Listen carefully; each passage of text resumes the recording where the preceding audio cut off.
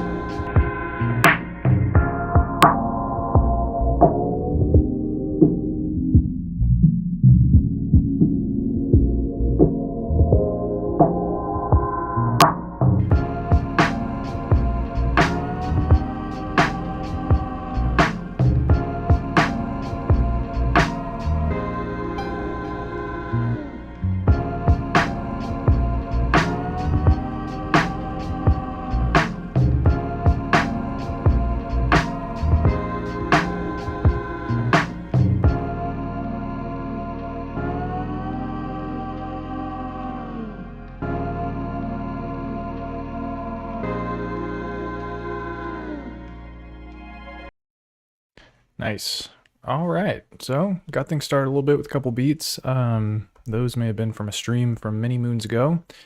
But yeah, don't exactly remember when I made those. But yeah, let's get started here. We're gonna switch it up a little bit. And yeah, today is an M8 session. So I've got my handy dandy M8 screen up here. Although I do want to use the Lo-Fi 12 XT. Yeah, let me unhide this. Because yeah, I do have some plans for the Lo-Fi 12 XT. Basically, I want to try to do some MIDI out into the M8 to get a little bit of a expressive performance of things like sample chops and stuff. Because yeah, I'm trying to figure out what the process is for like recording external MIDI notes into the M8. I've never done it before, so we're going to learn together how that's done. And yeah, I think that'll be a cool kind of capability to unlock because yeah, sometimes dialing stuff in the sequencer can be a little tricky. So it'd be nice if I could use a controller basically to get the notes on the M8. So we'll do that later. I'll probably end up doing that, yeah, once I want to start playing the sample chops back and stuff. So that's kind of the plan for the first half of the session, and then we'll see where it goes after that. So yeah, without further ado, let's go ahead and load something up here, or go brand new, loose changes, and see what kind of samples we got in the hopper here. Yep, okay, sampler. Yeah, so I had 3 samples that I was thinking about using here. Let's take a listen.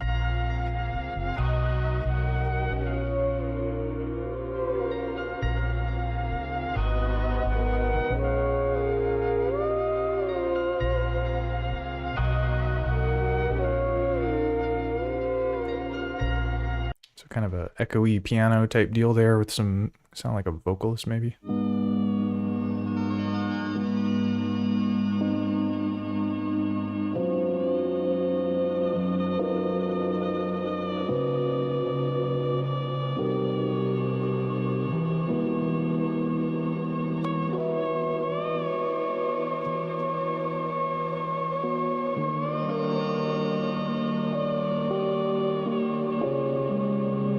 Interesting sounds there. Might be hard to chop though. And then what's this last one?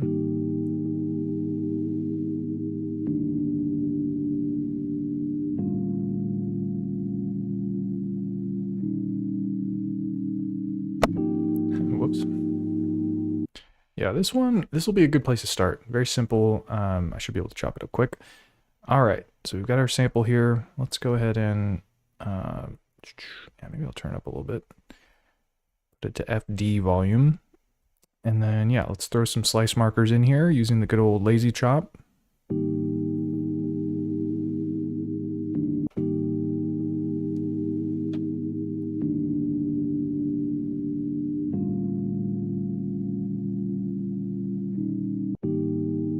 Gonna have to like go back and fix these. Man, I always forget my stream preview has like a much easier to see display than the M8. Maybe I need to like start referencing that. All right, so we've got this here.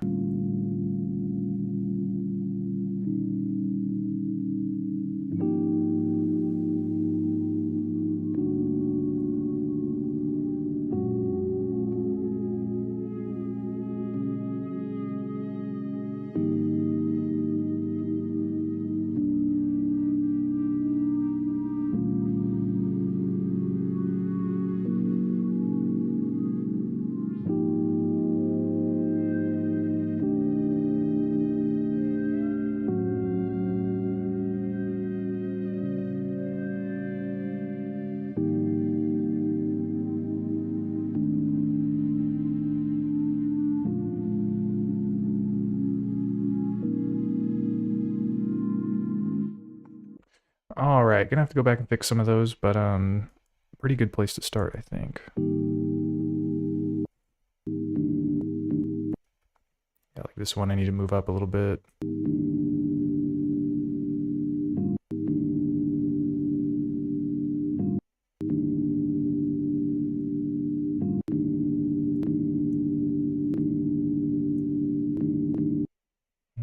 Sounds all right. Pull this one back.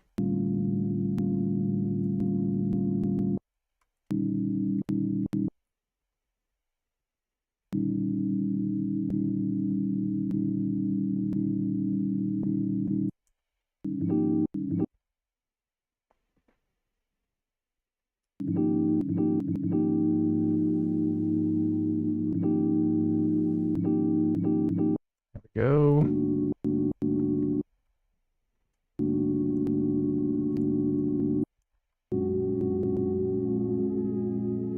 Maybe this needs to get pulled back. Yep.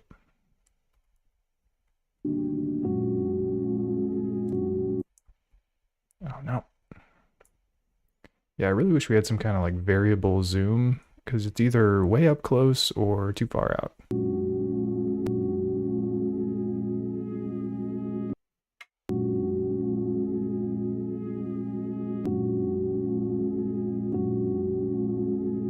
Just a little bit further back.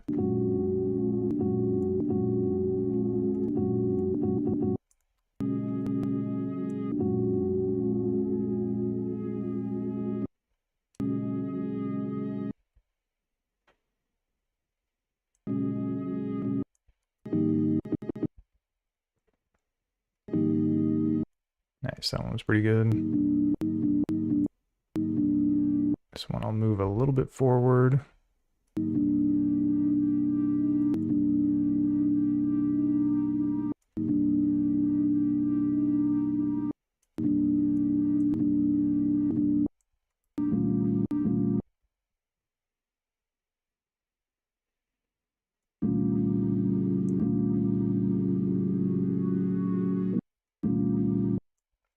Nice.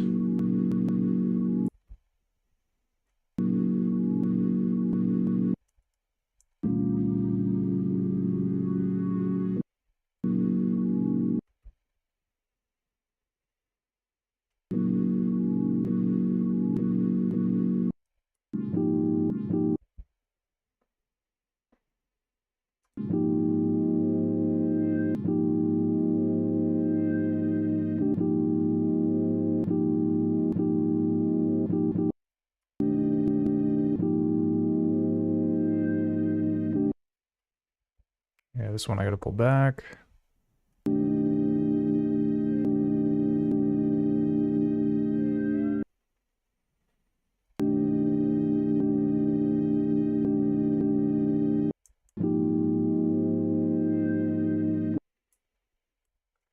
Just a little bit more.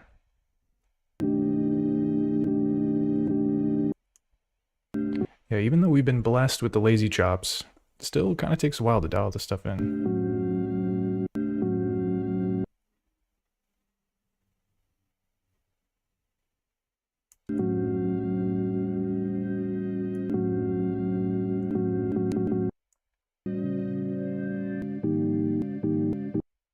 This one's close, just a little bit further up.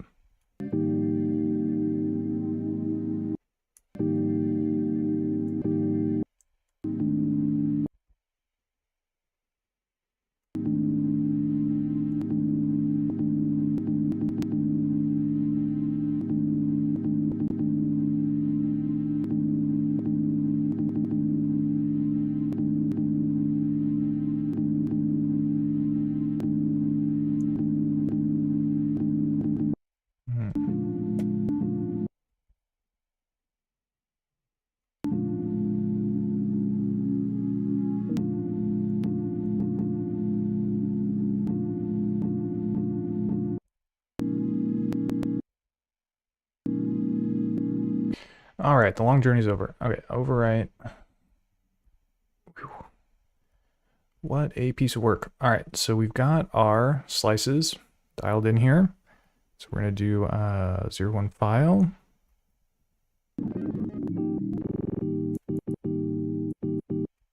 Turn this up a little bit. Yeah, I'm not sure what tempo we're working with here, so let's figure that out.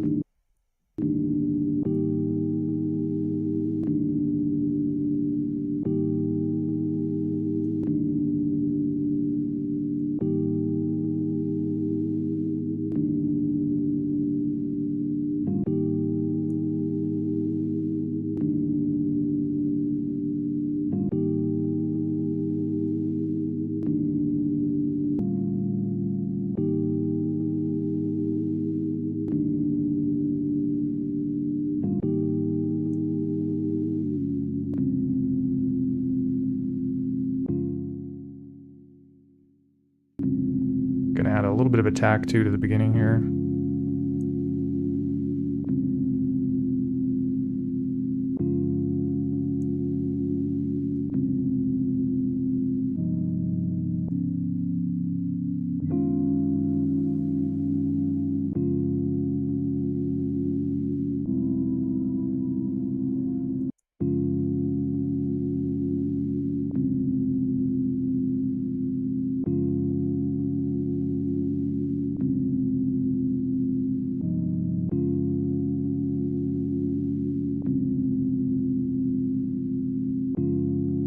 All right, so I think this tempo works. Pitch it down a little bit, 88, pretty standard stuff. Let me load up some drums, and then we will get to sequencing the slices in just a moment.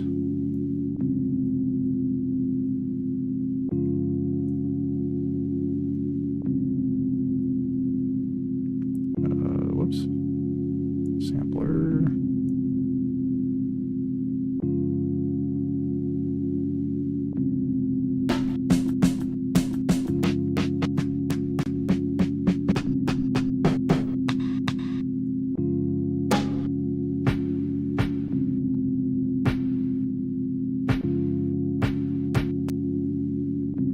this one works out.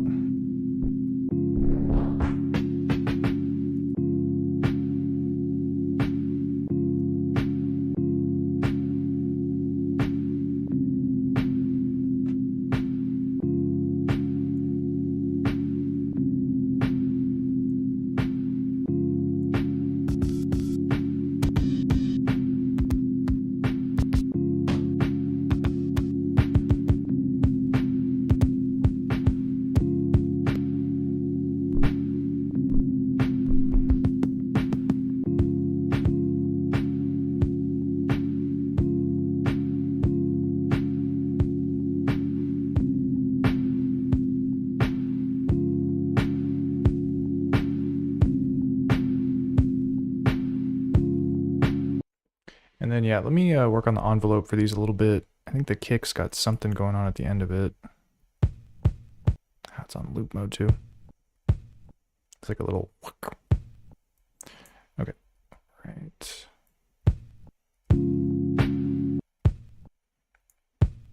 So we'll do envelope, volume, and then just put a little bit of hold, like 2 or 3. And then now I can bring the decay down.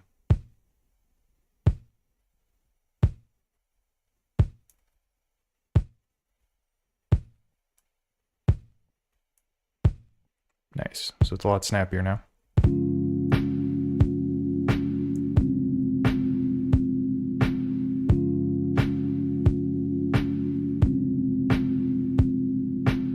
Man, I was going to do the same thing to the snare, but I kind of like how it rings out like that. Let's see what it sounds like.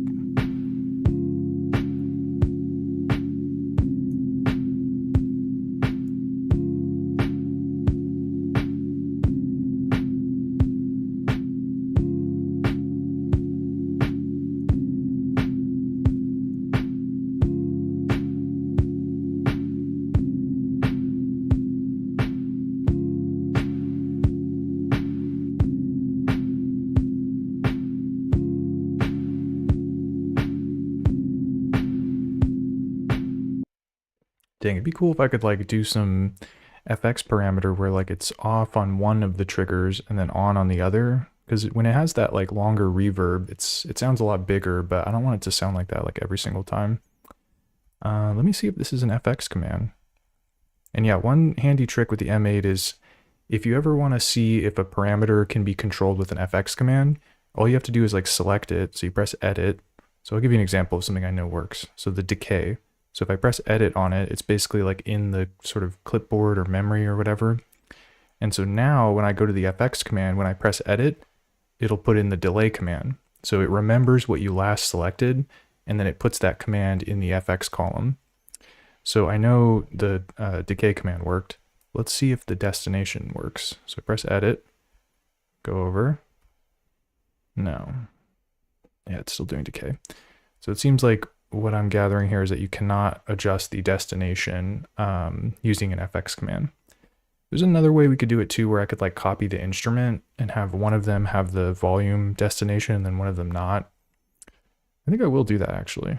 Okay, so we've got the snare here. So if you want to copy the instrument, you hold shift and press edit, or press option, I mean, shift, option, copy the instrument, and then I'll go to a blank one. So we've got 3, which is blank. Shift edit to paste it. And then for this one, I'll have the destination be off. So this will be the snare that has like the kind of loud or longer reverb sound at the end. So it rings out. And then instrument 1 is going to be the snare that has the shorter decay. So then I can just do this.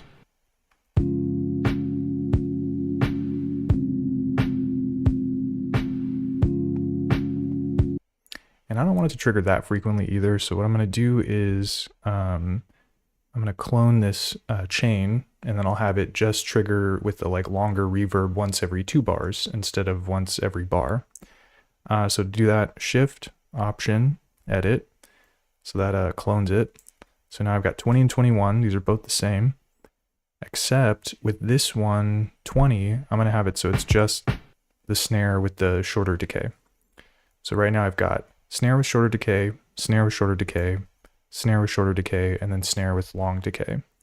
So again, it'll just give it a little bit of variance or variability or variety or whatever.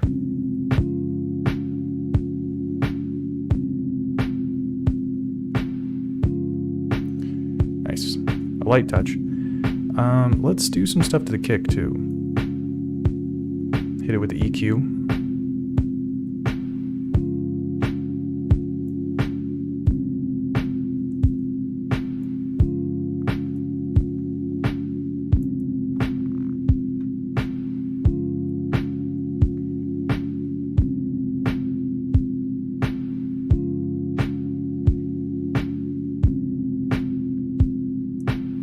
Nice and beefy.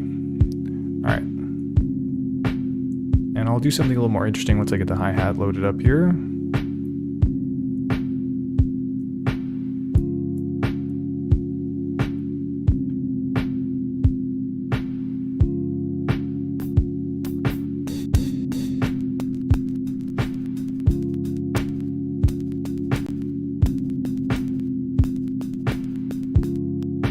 I dig that one. Putting in this like D1 command. Oy. There we go.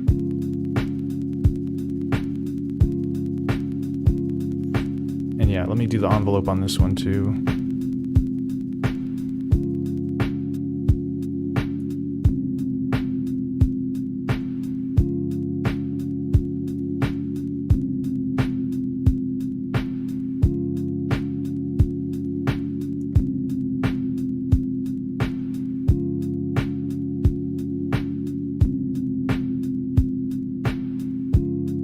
Nice. So yeah, there was a lot going on at the end of this sound.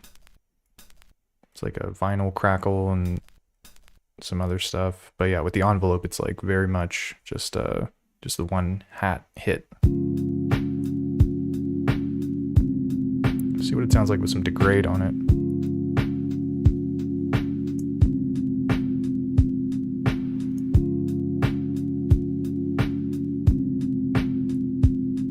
Sounds kind of sick with two.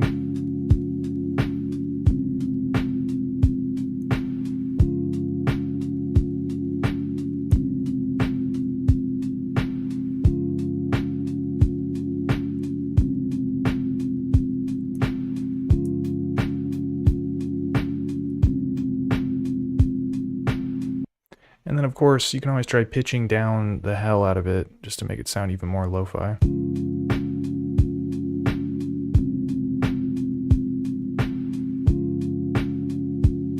Alright, so it's all sounding pretty basic. Let's jazz these drums up a little bit with some micro timing using this handy dandy table configuration brought to you by Impbox. And let's see here what we got.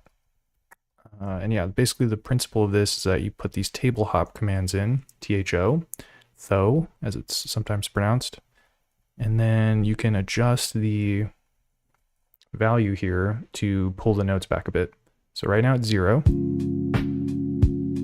fully quantized, 100%.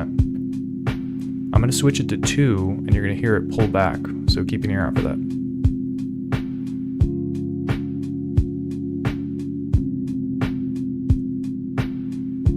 It appears I've erred. What did I screw up here? Oh, I didn't even paste the table in. Okay, let's do take 2. What's going on with this? Oh, here we go. Load.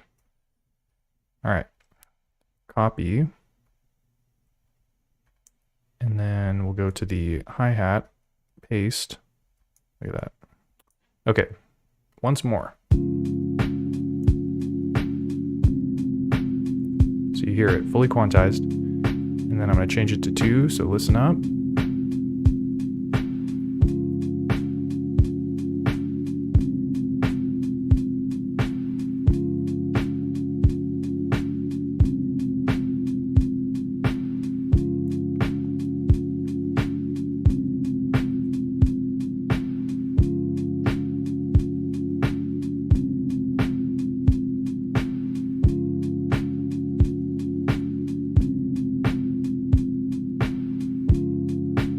All right, so yeah, now it's just a little bit pulled back, and then I've got some pulled back further than others.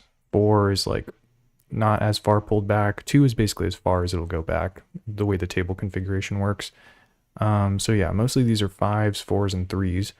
And then I can also lower the velocity of some of these just to get a little bit more of a realistic groove here.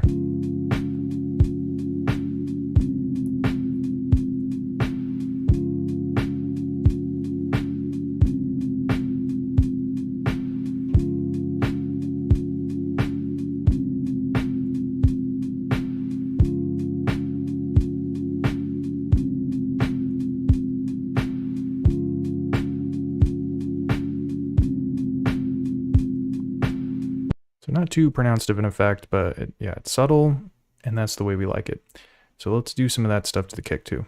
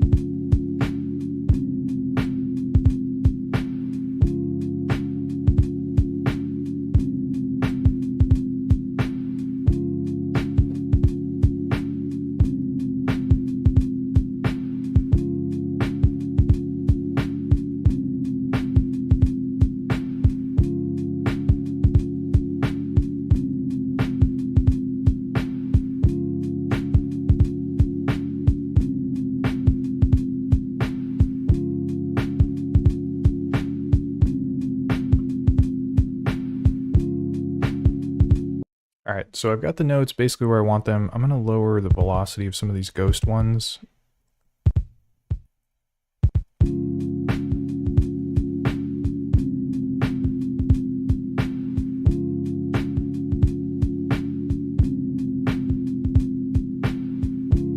And I've got some other secret technology for you, which is that I discovered how to use this nth command to kind of create a more...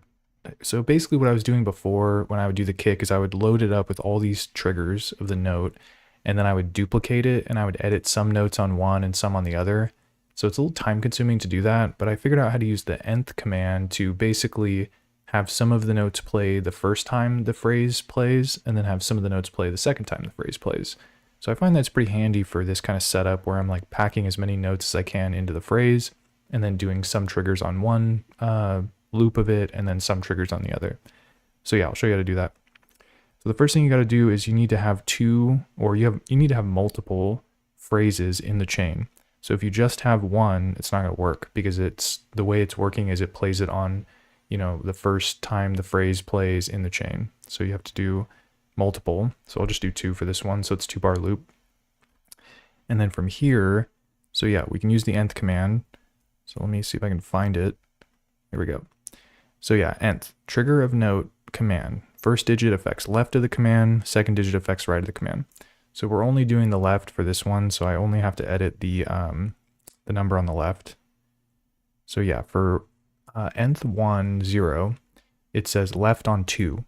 And basically what that means is that it'll skip it the first time it plays, and then on the second time, it'll play the note. So it's basically playing it on the second bar. So if you're looking at this, it'll skip it on this first one, and then it'll play it on this one. So let's do that to, I guess, this one.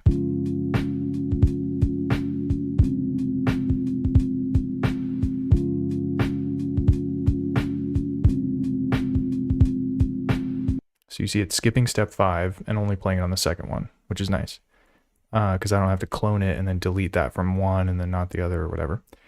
Okay, so that's nth 1, 0. There's also another super useful nth one, which is it's 8, 0, I'm pretty sure.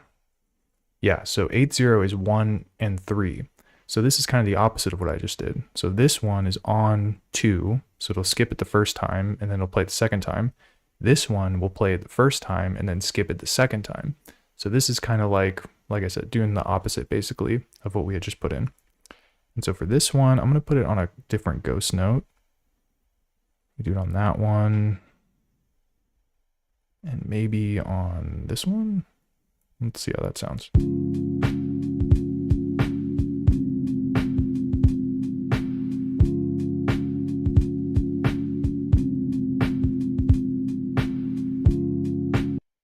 So see, on the second time it's playing, it's skipping these two. So yeah, pretty handy, I would say, for if you're kind of just like packing stuff sort of densely into one phrase, and then you want to, yeah, have that one phrase have certain triggers on certain times of the bar loops. It might get a little tricky though if you also want to be like combining your tracks and having like the snare trigger on here too. It can get a little complicated, but yeah, if you're just doing like one instrument per track, I find that this nth command can be pretty useful for quickly sketching stuff out. All right, so that's the kick, snare, hi-hat. Let me see if I can find an open hat.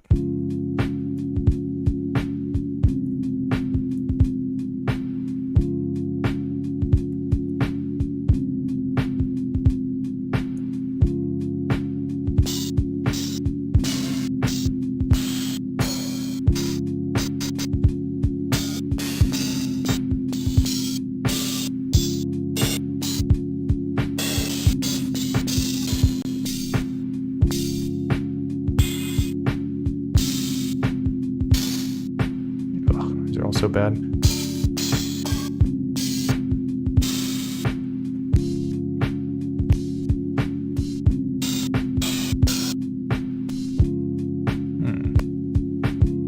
feel like the groove on this one, maybe this like lighter, quieter open hat will work because it's a little more subtle. I feel like the drums are a little bit quiet on this one, which can be the vibe. Okay, so we've got the open hat here. I just need to find a place in the sequence for it.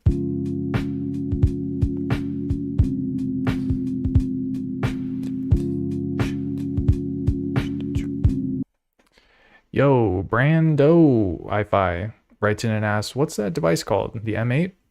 Yeah. Sorry, I didn't mean for that to be so loud. But yes, this is the M8, which is made by Dirtywave. And it's basically a handheld tracker. I'm not sure if you're familiar with trackers, but it has like a very unique workflow where it's like you can see here vertical instead of horizontal. Like, you know how most DAWs, the piano roll is like left to right is sort of where the like bars are. So this one is like top down basically. That's kind of like the tracker sort of essence, I guess, or workflow. But yeah, this is the Dirtywave M8.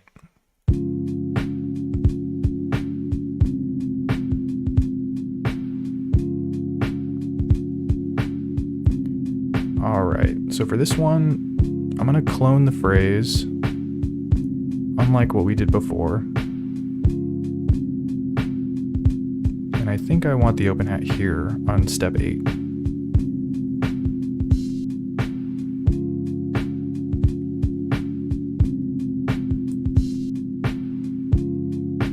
Try and bring the pitch down.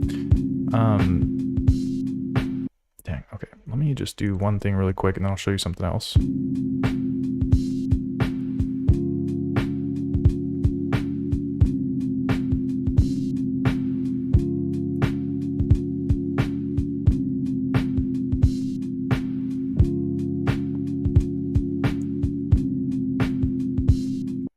Okay, so for this open hat, I want to adjust the parameters of it, and I want to hear it like as it's playing with the loop and everything, but I don't want to wait for this entire bar to play out for me to hear what it sounds like. So there's a way that you can loop just shorter segments within the phrase, which is pretty cool. So if you basically, yeah, you have to hold shift and then press option. So you're in like the highlight or select menu.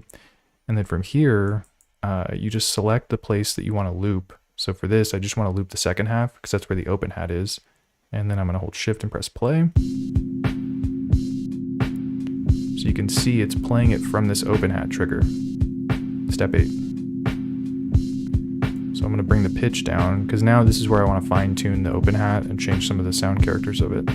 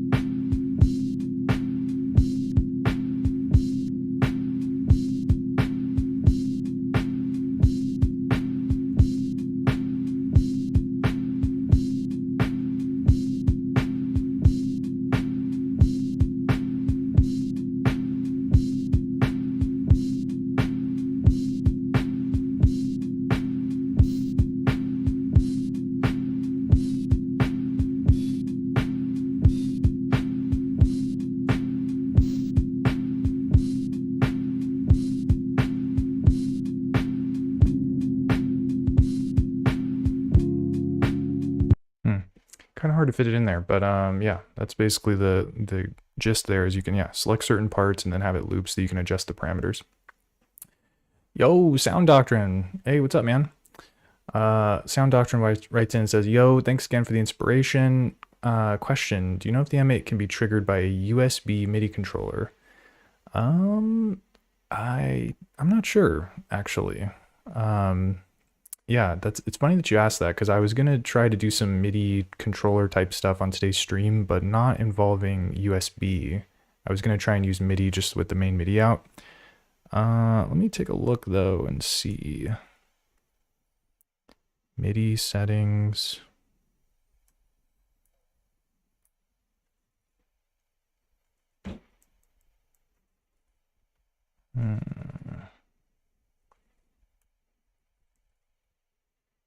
Yeah, to be honest, I'm not sure. That's a good question.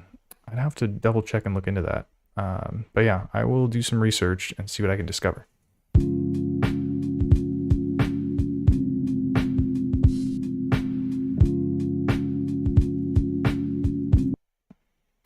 Oops.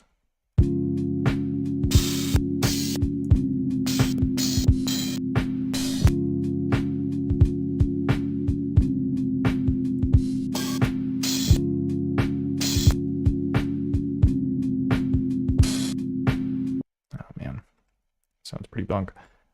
You know, we might abandon the high or open hat situation here and just keep it nice and simple. Okay. All right, let's do some sample chop stuff.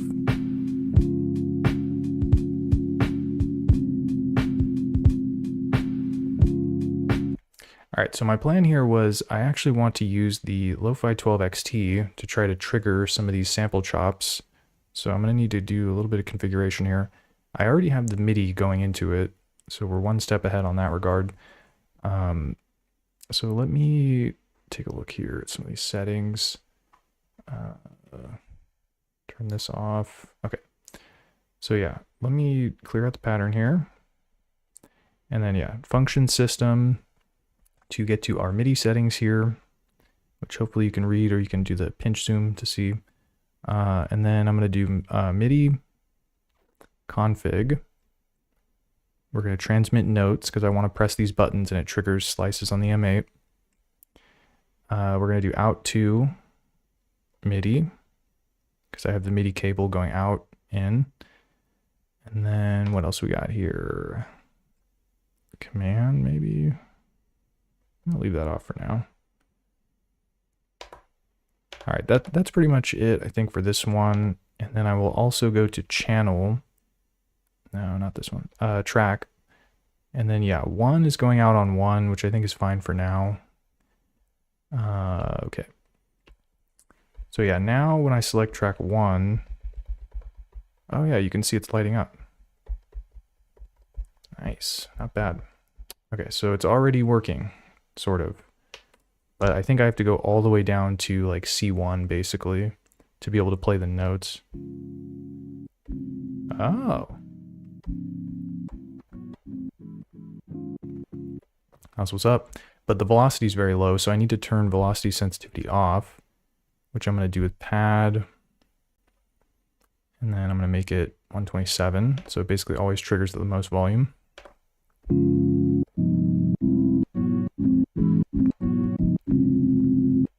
Maybe I'll do it a little bit quieter, actually. Pad. We'll do 100.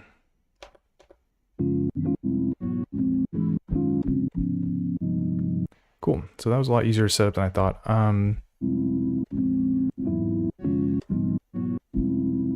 Yeah, let me delete these and we can try to jam something out, I guess. Oh yeah, the next layer of it is like how I'm going to actually get the MIDI data or MIDI notes into the sequencer. I haven't thought that far ahead. Let's play something cool first though.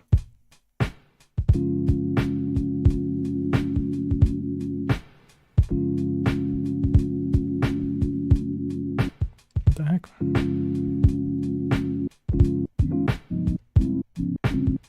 Oh, I forgot about this. So yeah, basically it's holding the note down, but then when I let go, it stops playing it. So I kind of need to figure out a solution to that. Because ideally what would happen is I would press it and it would just play the whole time. I think I can do that with the envelope settings of the instrument. Just kind of a pain, but let's try that. Okay, so for this one, well, wait, no, I do have it set to hold. Hold is maxed.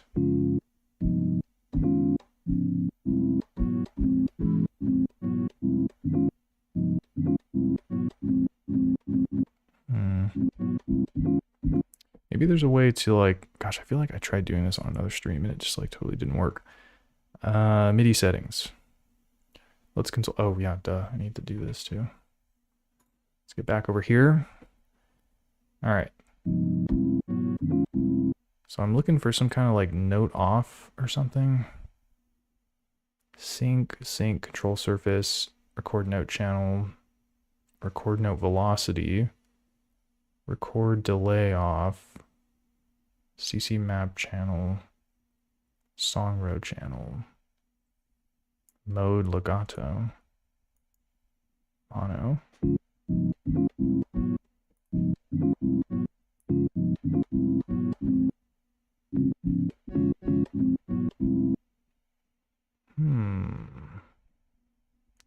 How do I make it so it's one-shot mode?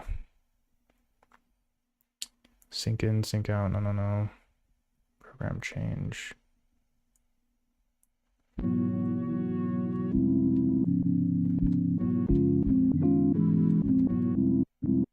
This is closer to what I was looking for than legato, because with legato, if you're holding the pad down, you press another one, it like doesn't trigger the other ones. But it seems like this poly mode is kind of like, I know you can't even see me pressing these buttons, but basically it's allowing me to hold one down and then I press others and it works. And then what is mono? Kind of works the same, I guess. Okay, program change. I don't really know what that does. Defaults.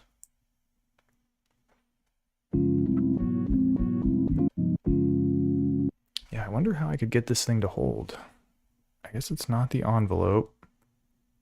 It's not this MIDI settings. Not mapping either.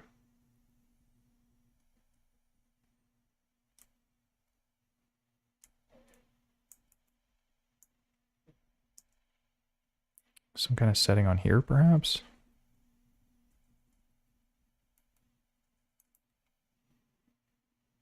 Like a play mode, maybe?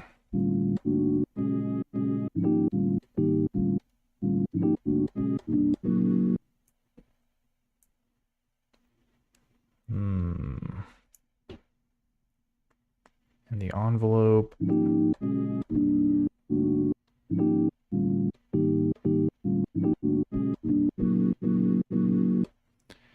Interesting.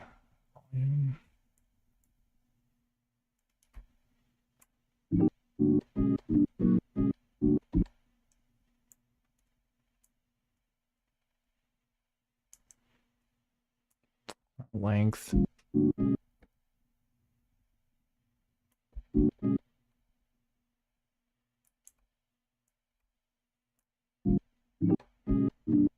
Oh, not even adjusting anything.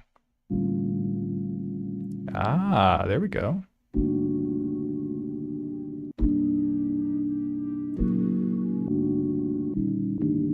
So it was the ADSR envelope that allows you to like press the pad and then it kind of like plays the whole thing through. Although it does seem to fade out a little bit.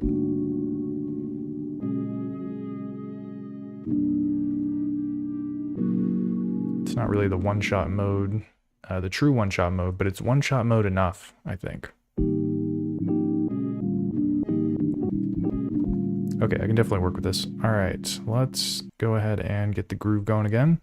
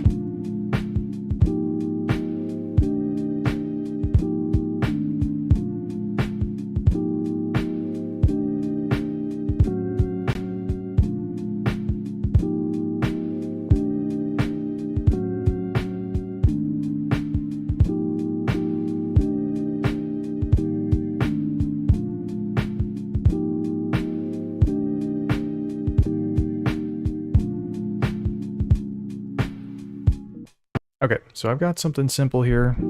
These pads, I think, are the ones, but I need to figure out how to actually record the MIDI notes in here. Now, I've never done this before, but I saw in the settings there is this, how does it read? Oh, let me turn the thing back on. Yeah, so it says record note channel 09, which makes me think that if I'm playing on 09, that it's going to put the notes into the sequence. Maybe? Yeah, let's find out. And then velocity is fine. Okay. Instrument 0 is getting controlled by 1. I guess I need this to be 9. And then, or I guess I could have just changed this to 9, or changed this to 1. It's all good though. Okay. And then let's also try, I guess we're in here. Bring this out a little bit. Okay. And then I need to do this to 9 as well. So function system. All right, you can't see that. MIDI track. And then track 1, I want to be channel 9. All right, so we got all 9s here. And I think we are good. Whoa. You see that though? Check us out. So when I push these buttons, it's putting the notes in the sequence.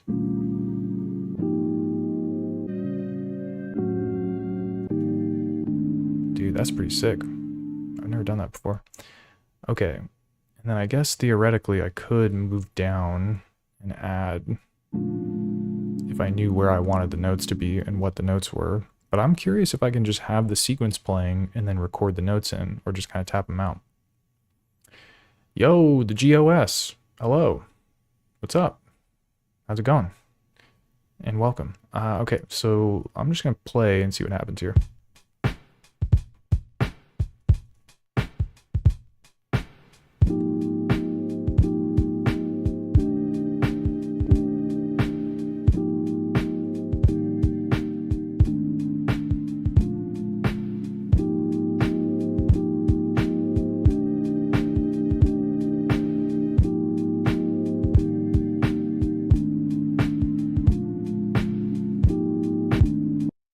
Dude, that is pretty sick.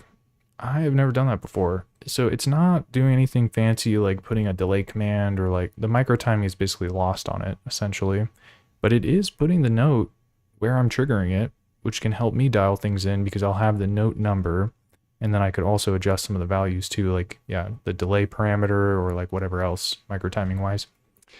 So yeah, that's pretty sick. I've never done that before. Pretty interesting. But yeah, GOS, dude, I'm doing good. I appreciate you asking. Nice little Saturday. Starting to get a little warm over here, so you might hear the AC kick on. But yeah, everything's chill. Okay.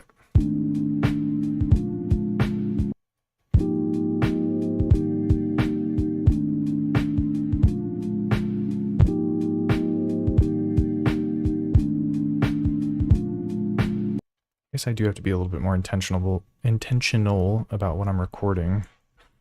So let me try doing this one more time. Maybe I won't have the 4 go, because I think I just need a 2-bar loop here.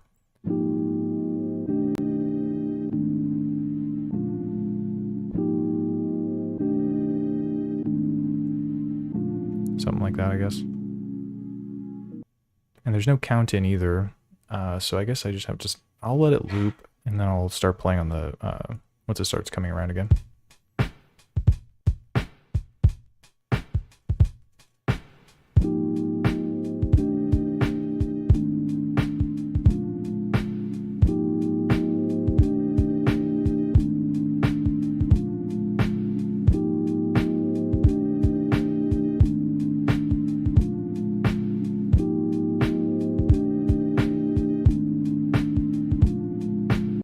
Wow, that's kind of sick. I'm into that. And that actually might make recording bass lines kind of easy too. In fact, now that we're in the mode here, let's do that next. Okay, so I need to find a bass tone that'll work well here.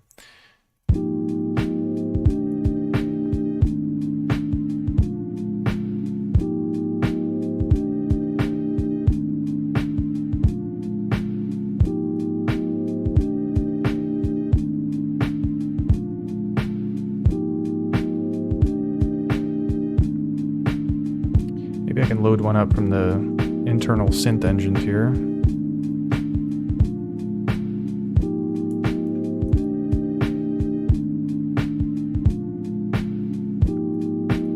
Do some triple triangle, dude. Triple sine.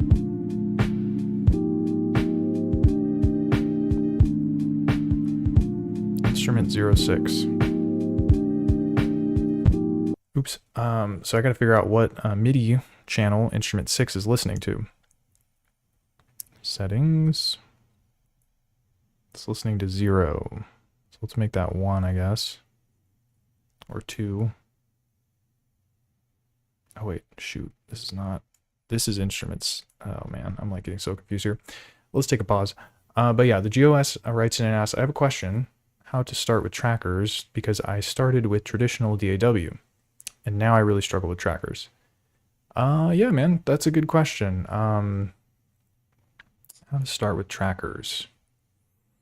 So some advice for you. Yeah, I would say like, yeah, getting familiar with the step sequencer, keeping things really simple. Yeah, once you've got the handle on building like very basic patterns, you know, 4 on the floor, kick and snare, and that sort of basic stuff, then you can kind of try to do some more complex stuff that you might do with traditional DAW.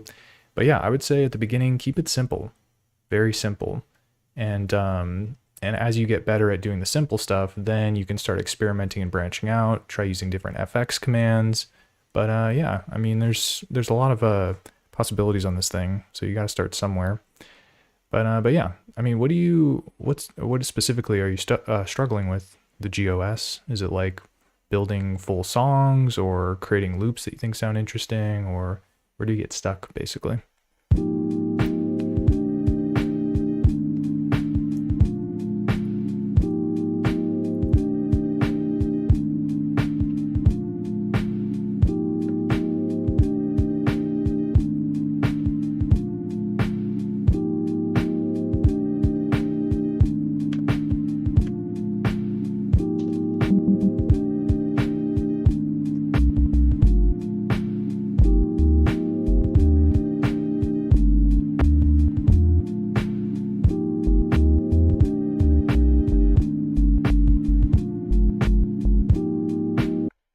Well, I'm playing notes on the Lo-Fi 12, but it's like cutting off the snare for some reason. Not really sure why. Oh wait, Sidesi writes in with some advice too. Maybe start with a free tracker and see if it's for you. Yeah, you could do a lot of free stuff. I feel like even M8 headless, there's like a way to run it on your computer, or maybe you do need a Teensy, I'm not sure. But yeah, that could be a good way to start too. But yeah, what's up, Sidesi? Thanks for dropping in. Yeah, if you have questions, let me know, of course. Always happy to go through things, but nice to see you, man. All right.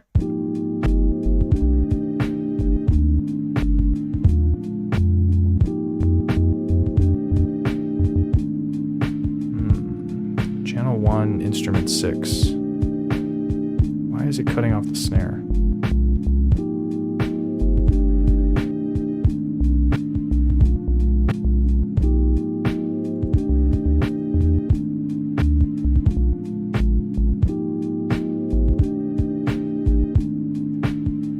Let's take a look at the snare track and see if there's any clues. Instrument 01.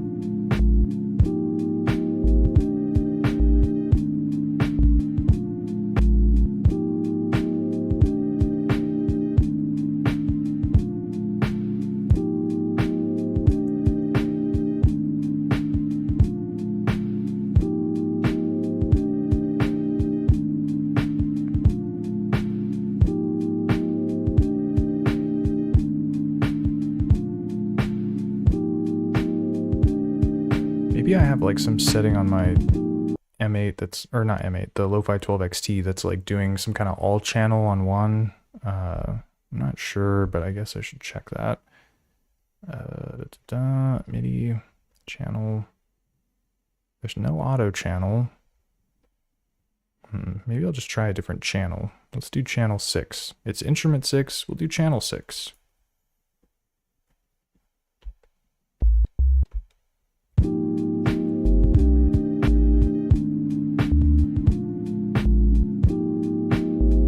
That's so weird. It's still choking the snare out. Not really sure why.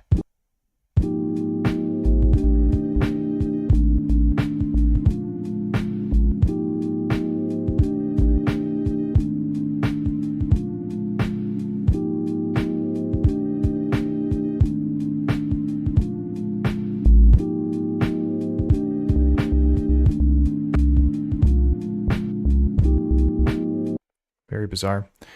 But yeah, GOS is saying, for me it's sequencing because I'm more of a D&B producer and I can't make the traditional D&B pattern. And then Sidesi writes in and says, trackers are the favorite of a lot of D&B and jungle guys.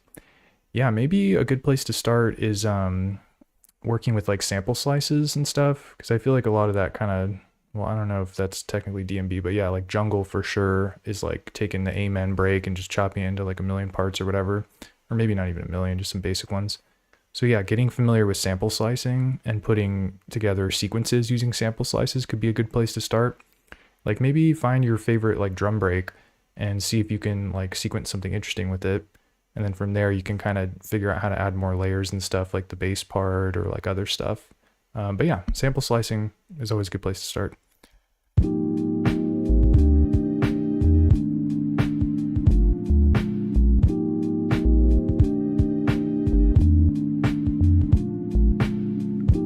All right, I have no idea why it's choking the snare out, but I'm just gonna roll with it. Let's try and record a bass line in. So I'm just gonna play something and see what sticks. And then I'll have this one be 2 phrases as well.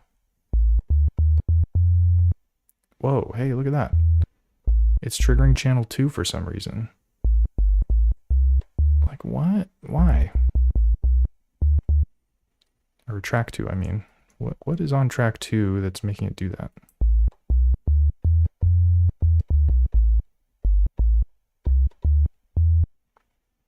Something to do with the instrument, maybe? I don't really see anything on the instrument that would do that. I must have just screwed up some kind of MIDI setting. Channel 9. I don't know. Hopefully it doesn't screw it up. Okay, so let's get back to work.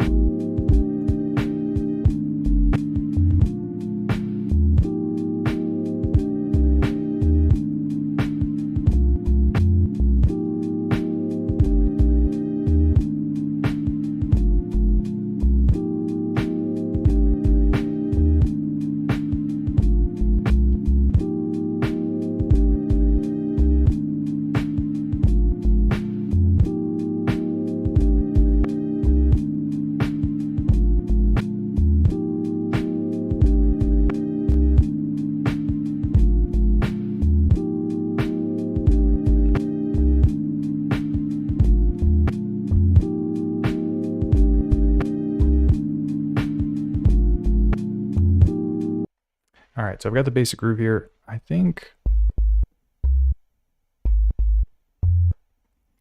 just need to change this to channel 9, or maybe I change my record channel to channel 6. Oh man, I feel like I'm gonna screw something up here, but let's try it out.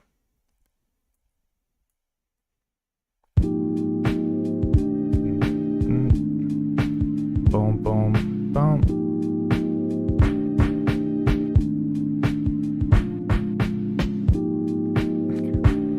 Like, what? It recorded snares.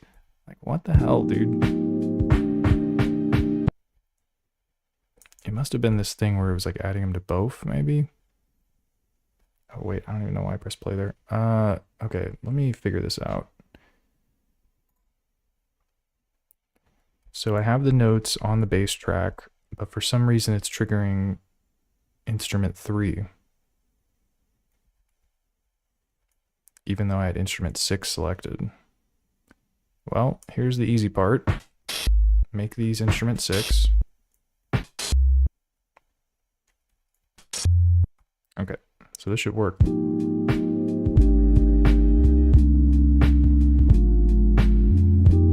And then 100%, we need to add an envelope on this thing so it's like decaying out naturally. Okay.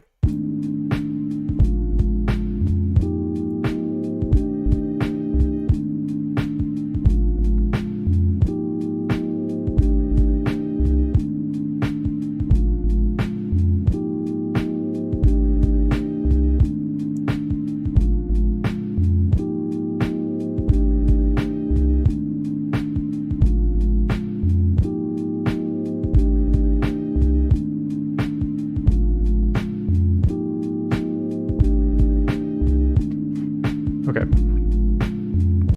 so this is sounding pretty all right. I do want to adjust the hold of one of the notes so it's a little bit, basically so it releases more quickly. And that's going to be the second one, I think. Yeah, so this one. And what I can do here is the hold is normally 0A. So instead of 0A, I'll make it less than 0A, basically.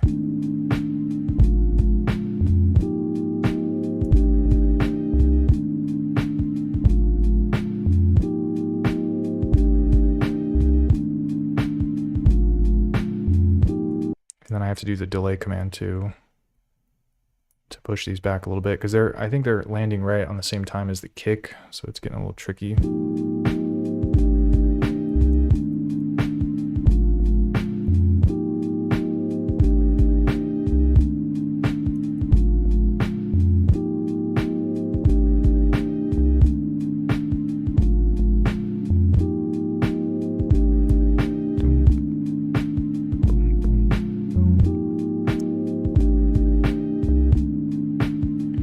Alright, basic little riff there, but not too bad. Yo, hologram, what's cracking? How's it going? Thanks for stopping by.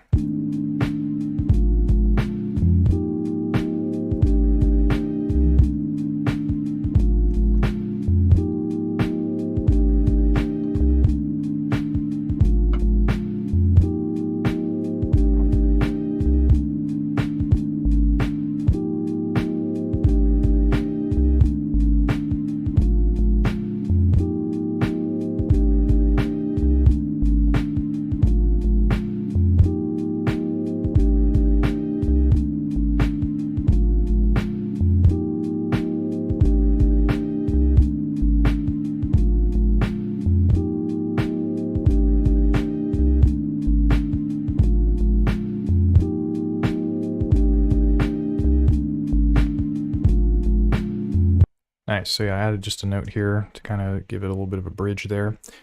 Yeah, recording the MIDI notes, I don't know, it seems like it's still a little bit of work because you do get them in the sequence, which is nice, but then you kind of have to like fine tune them, whether it's with delay or the envelope or whatever else. So it's an interesting concept. There's some wacky stuff going on with that snare too. I don't know what the heck that was about, but we're gonna keep on trucking here.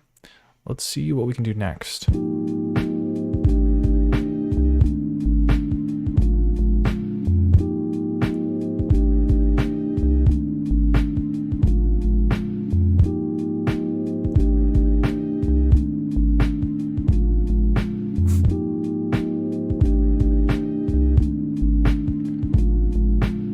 Heck yeah.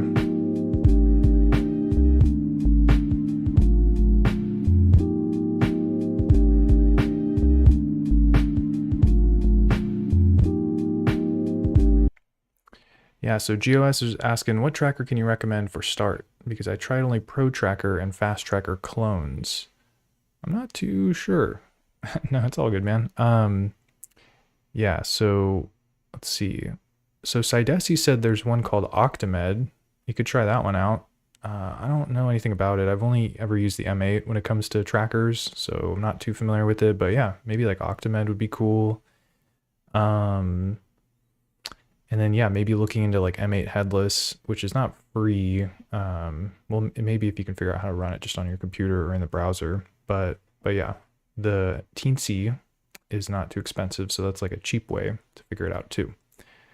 But yeah, that's kind of it when it comes to the trackers that I'm aware of, but maybe someone else in the chat knows more. Oh yeah, Furnace Tracker hologram says.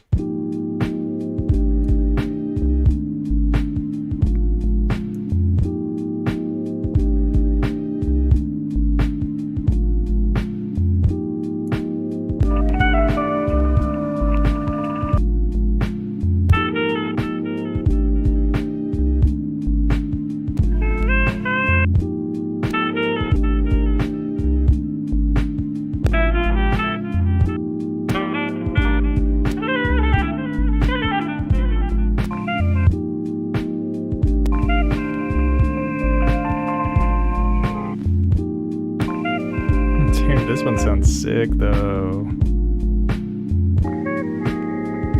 Ooh, pitch down sounds nice too.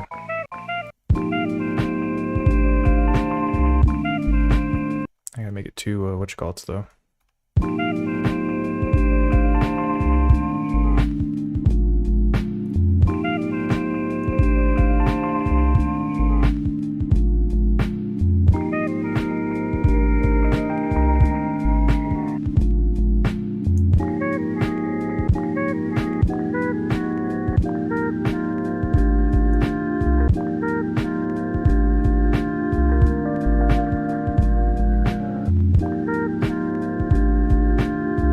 This one works at like a lot of different pitches, which is quite interesting. I think I'll throw in a ping pong, or not ping pong, I'll throw in a reverse command so that it like kind of ping pongs the playback. So let's do that with the PLY command. And then that's 0, 1. Let's see how this sounds. Oh, whoops.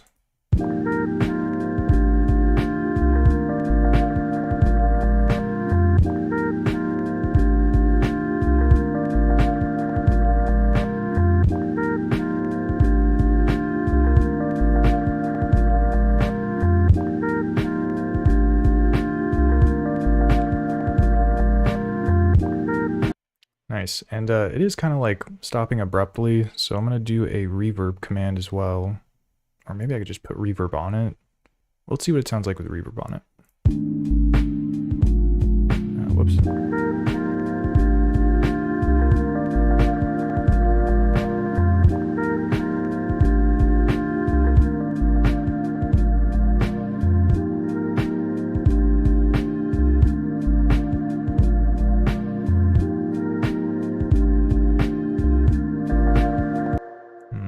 Let me try just adding reverb to the end. So yeah, like I was mentioning before, if you have a command that you select, so you press edit, it kind of like puts it in your, or not command, a parameter, and then you go to the sequencer and then you press edit on one of the FX columns, it'll just give you that parameter kind of able to control.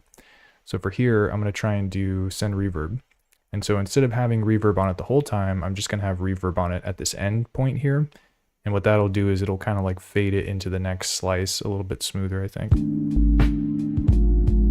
I gotta play it all though.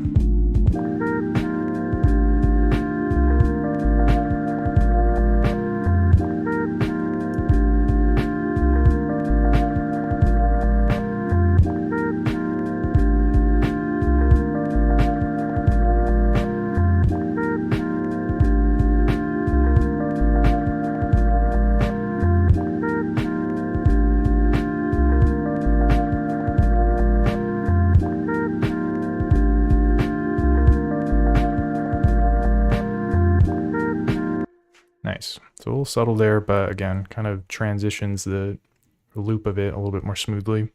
And I'll probably bring the volume down a bit too, just to get it quieter in the mix.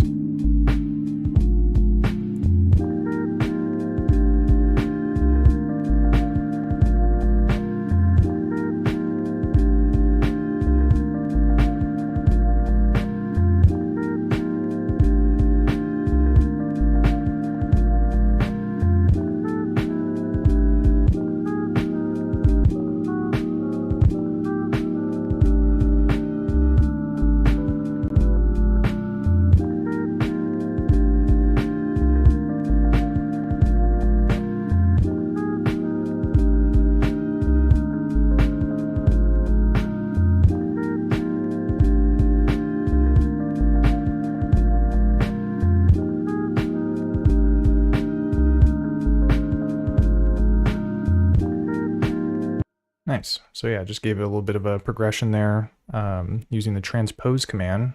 So I didn't even have to copy and paste the phrase. So super simple there. So now it just goes down a little bit.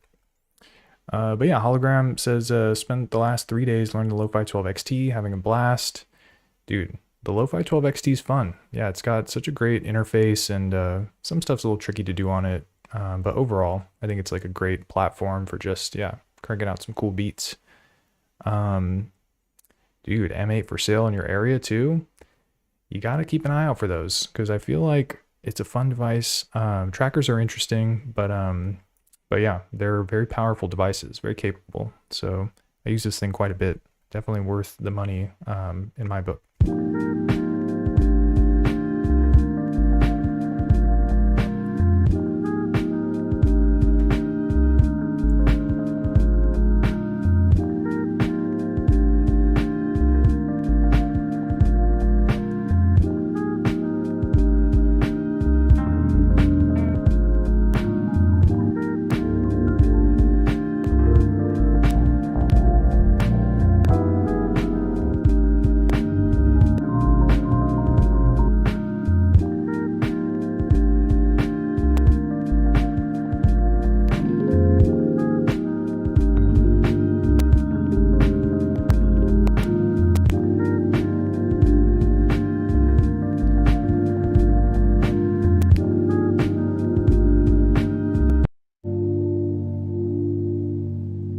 This one's smooth. Might work. Dude, V1 for 1,000 Canadian bucks? That's a little pricey. Yeah, man, those are like scalper prices almost. But yeah, the next pre-sale, I feel like all this tariff business is going to affect the prices of it, but it hasn't yet. I think what Trash 80 was saying was the next pre-order is still going to be at the whatever price it's normally at. But yeah, man, these things can be pricey, but you're getting some like professional hardware when you buy one of these, like such solid build quality, man. This thing's like full metal chassis. It just feels like a premium device, so definitely worth some amount of bread. I don't know how much exactly, but yeah, keep an eye out for some deals. You might find another V1 that's cheaper because someone's buying a V2, so it's all about the timing of it. In fact, that's how I ended up getting into the M8, was I bought a Model 1 used because I was interested in it, and then I ended up like really liking it, so keep an eye out.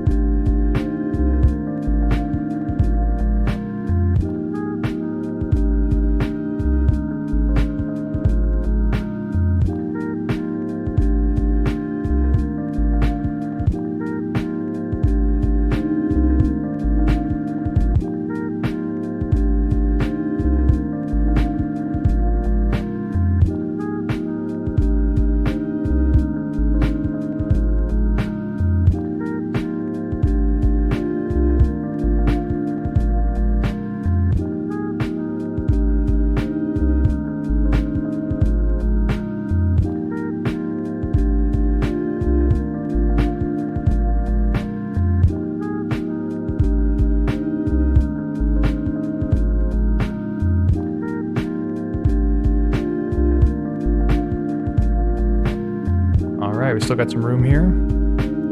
One last track.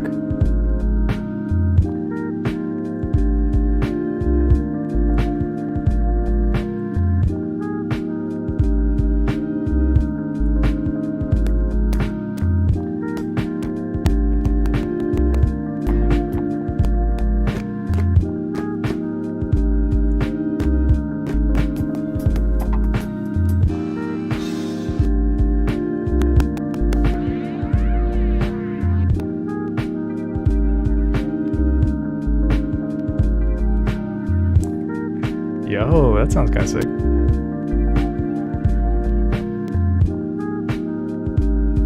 I have to slice this up. Okay.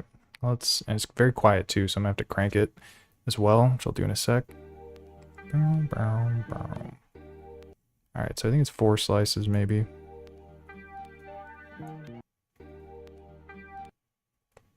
Probably gonna have to pull this one back. Whoops. No, I do not want to exit without pressing too many buttons here. Okay, and then this one.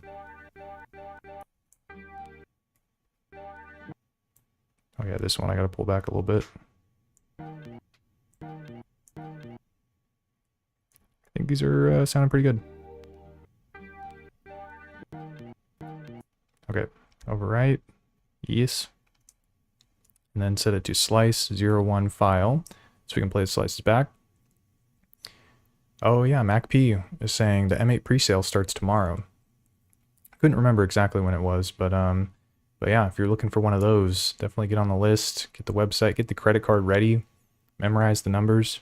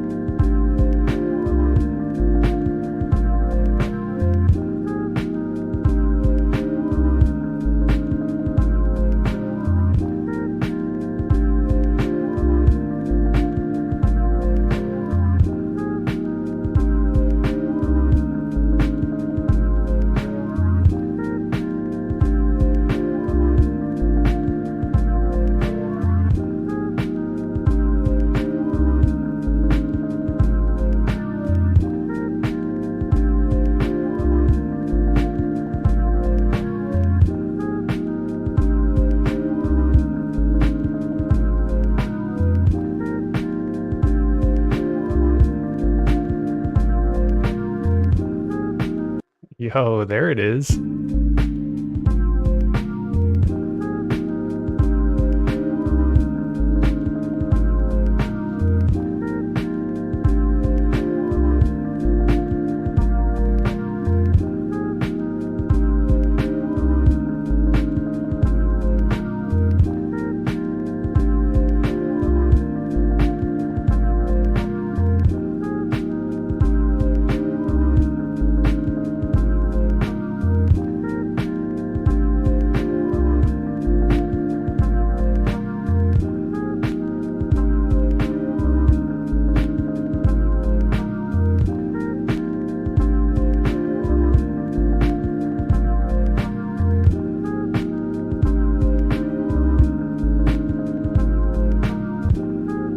All right, so we're gonna do, we're gonna make this a 4-bar loop. And yeah, basically in the second half of this is when the horn plays at the lower pitch. So I want some of these notes to be a little bit lower. I think I'll probably keep 80 the way it is and then just clone 81. So Shift Option Edit. And then we've got our clone here. And then I can use this pitch command to bring stuff down further.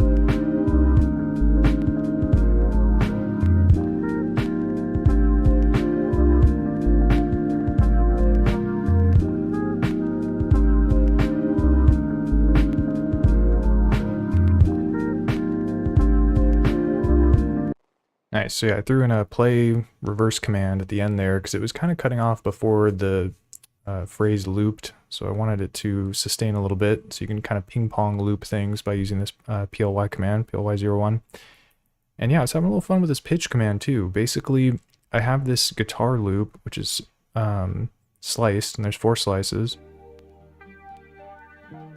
Then I pitched it down with detune, so it's down 7 semitones. But yeah, basically, if you want to play slices chromatically, it gets a little bit tricky. Well, actually, it doesn't get tricky. Basically, you just can't do it using the notes because the notes will just correspond to the slices. But if you use the pitch command, you can pitch down certain slices, which is great for a guitar loop like this because you could, yeah, sequence the slices the way you like, and then have some of the slices play even lower pitched, which, you know, creates the illusion that it's playing chromatically when it's really just, you know, pitched down or whatever.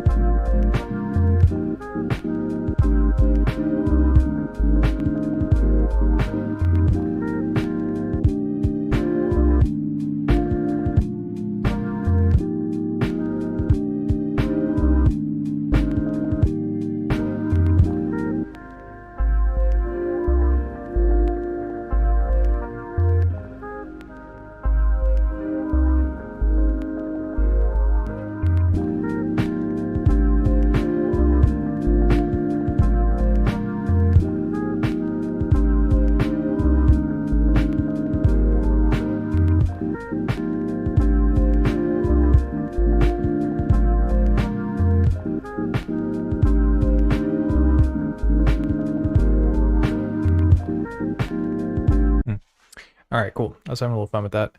And, oh yeah, let me actually just save this real quick.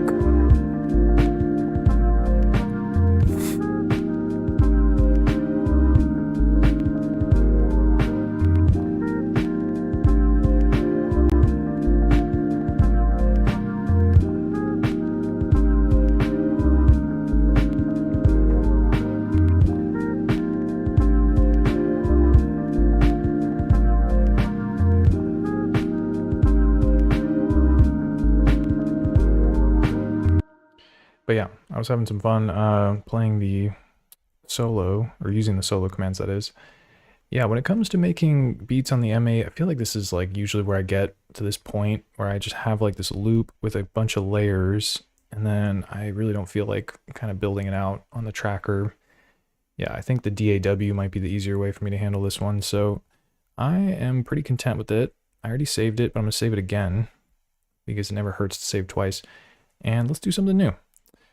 All right, so let's find another sample that we can use.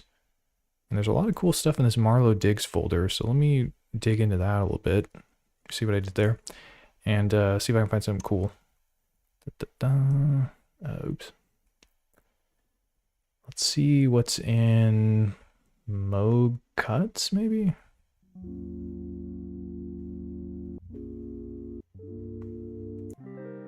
Yeah, the only thing about these samples is he leaves a lot of headroom in them, so sometimes they're kind of quiet.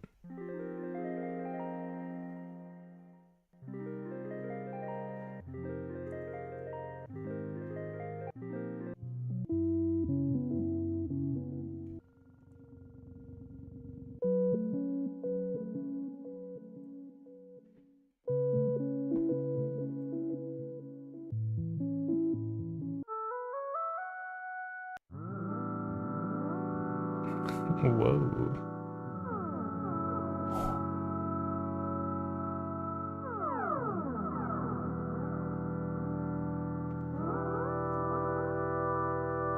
Yeah, this is the one. Let's get chopping over here. No time like the present. I'm gonna normalize it too. Hopefully it doesn't sound like hella loud.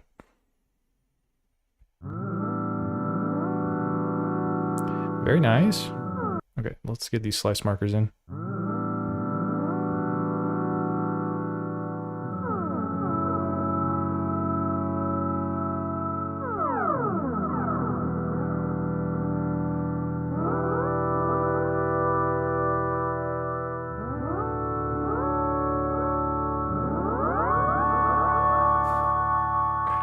Dude, that one is nice. Very nice. Okay, let's... I don't know if I got these right.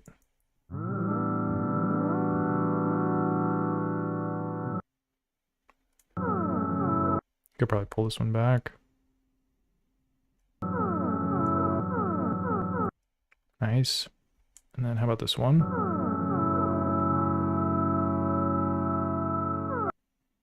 Yeah, definitely need to pull this back. Because I kind of want that like slide up.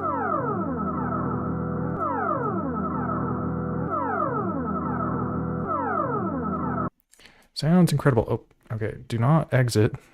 Exit without changes. Cancel. Oh, man. Yeah, I'd be pressing buttons too fast on this thing.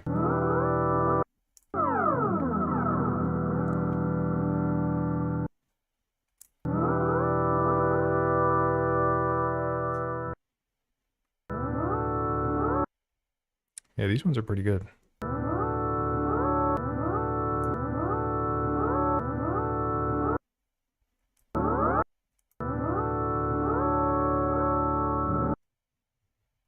Pull that back.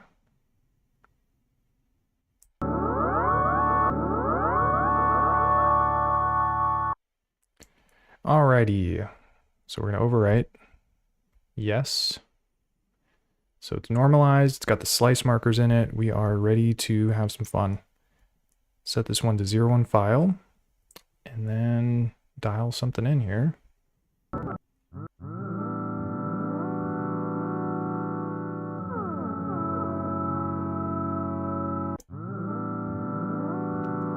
Oh man, I forgot about that. There's like a little bit of empty space at the beginning. So let me like add the start command to skip through that.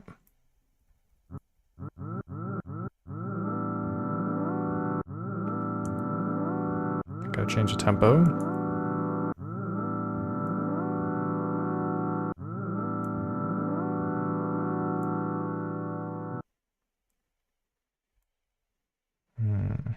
Yeah, I'm trying to think about what the pace is going to be here. Let's do this.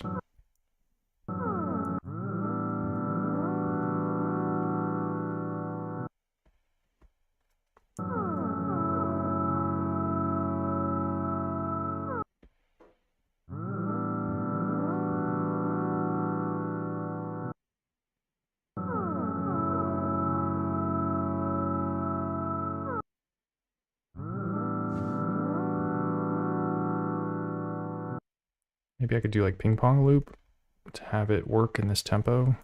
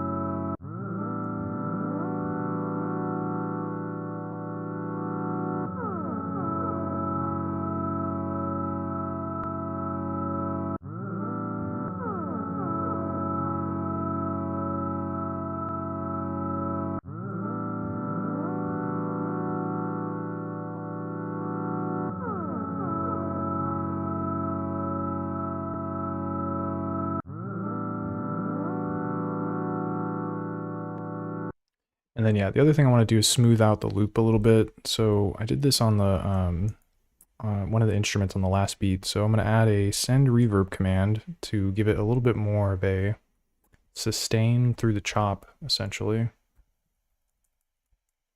See how that works.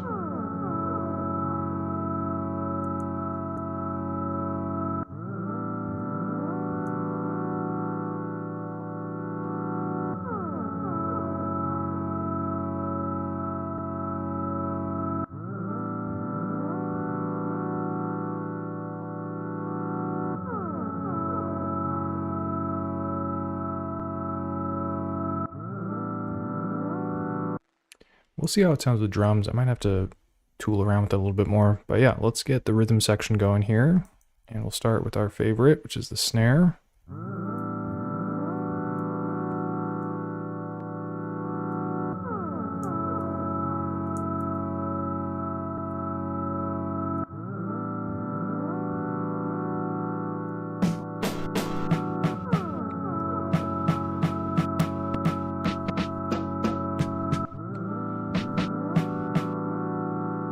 I dig this one.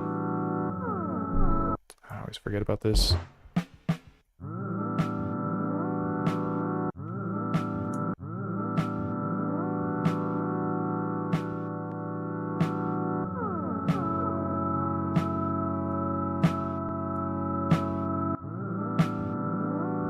Mess around with the envelope a little bit.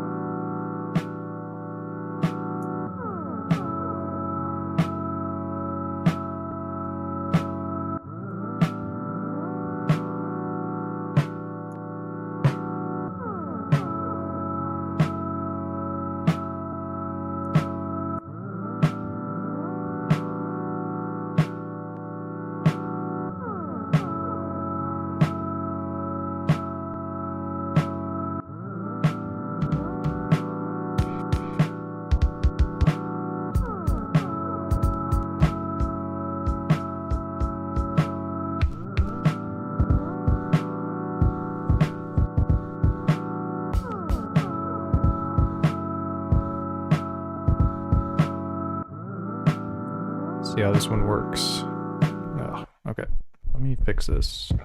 C4.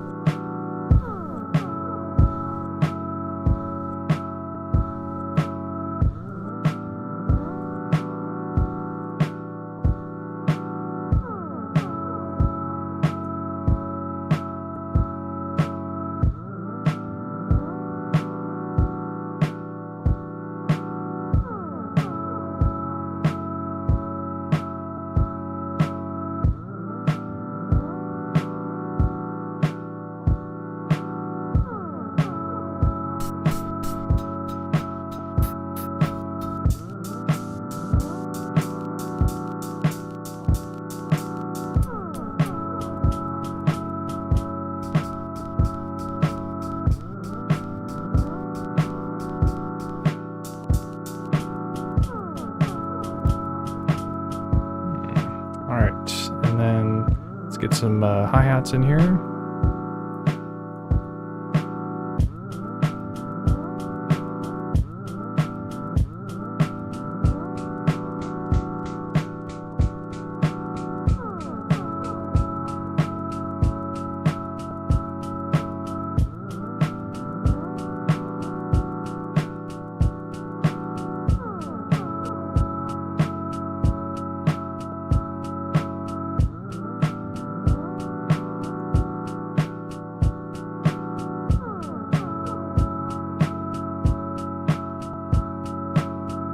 Okay, pretty simple stuff. Oh yeah, and then the GOS writes in and says, I tried to find some trackers with good UI and features, and all of them look goofy, goofy or can only be used for chiptune, and I don't want to even try trackers.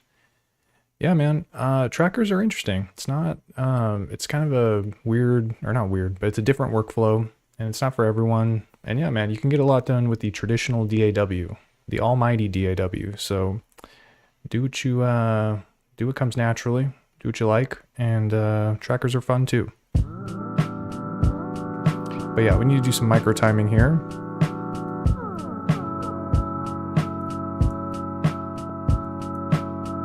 Gonna pull this hat back.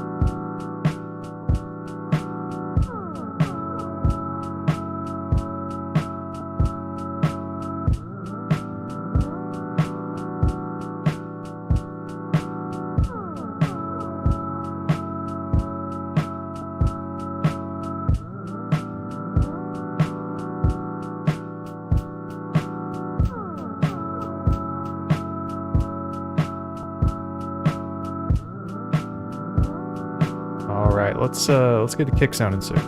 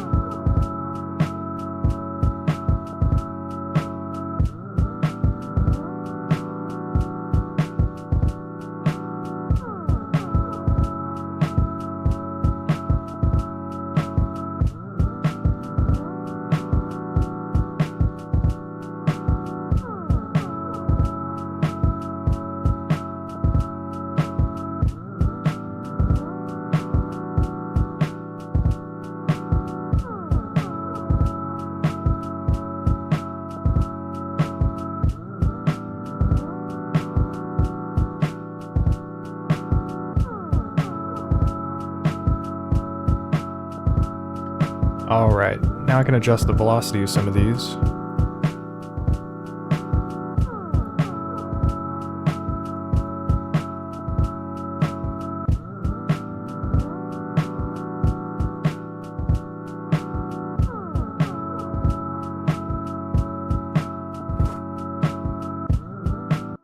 And then just like before, I'm going to use the nth command to create a phrase that's got all these packed in, but they only trigger on certain, every other bar and that sort of thing. So I got to do two phrases here, 30 and 30. And then the ghost notes are the ones that I want to trigger less frequently.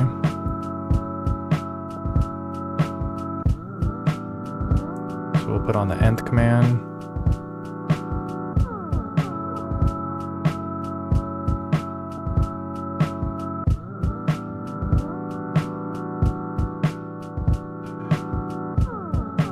So yeah, 1-0 makes it so it only does it on the second time it plays, not the first time. And then we'll do 8-0 on this one so that it's on the 1 and the 3. Yep.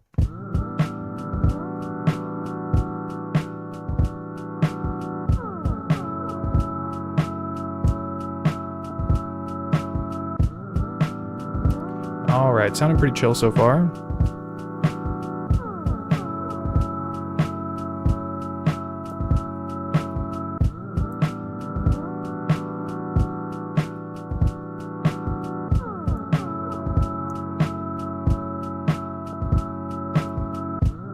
Let's add some bass.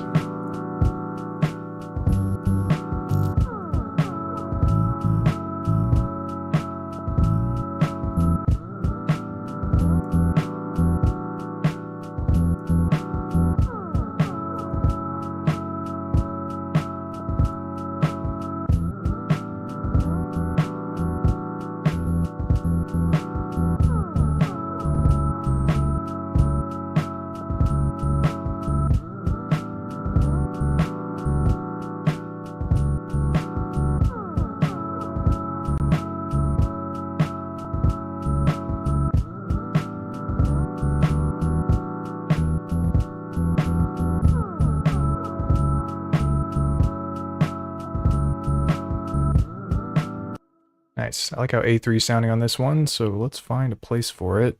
I just have to pay attention to the playhead as it's moving along so I know where to put the notes.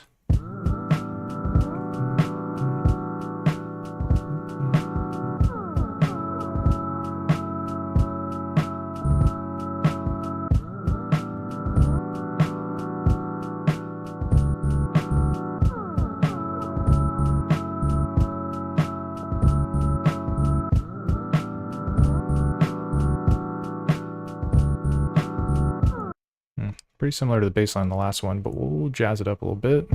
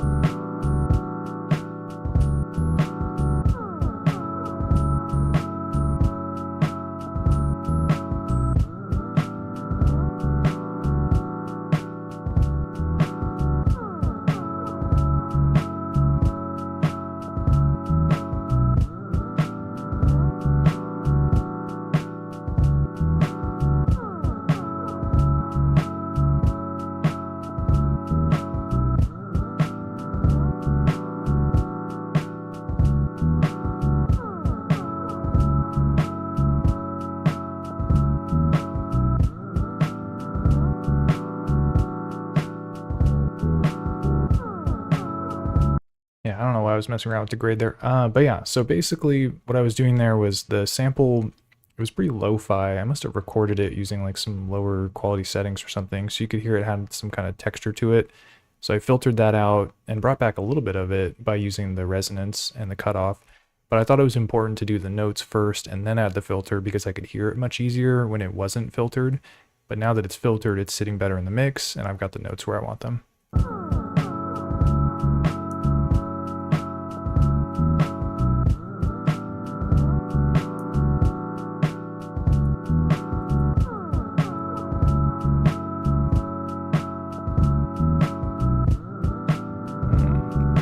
Not even sure what I want to add next here.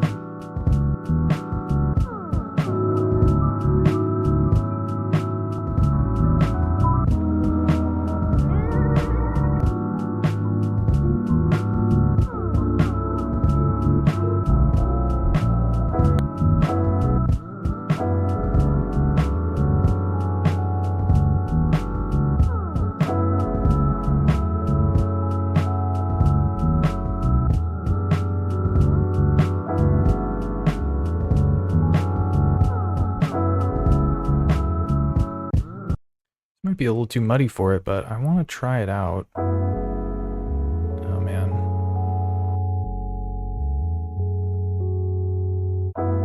There's a lot going on here. I think this will maybe fit in. I'm trying to figure out if I want to slice it or not.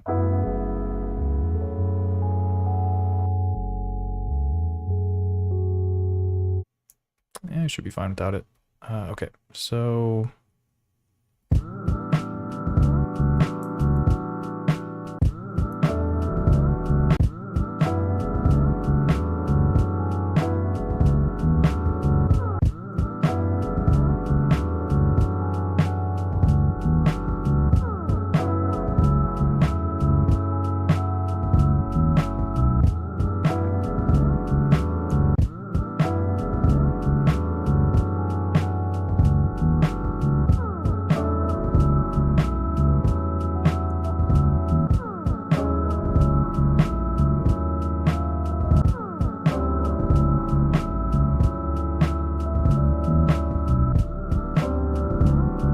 Shoot, I totally screwed that up. Alright, so let me clone this. 62.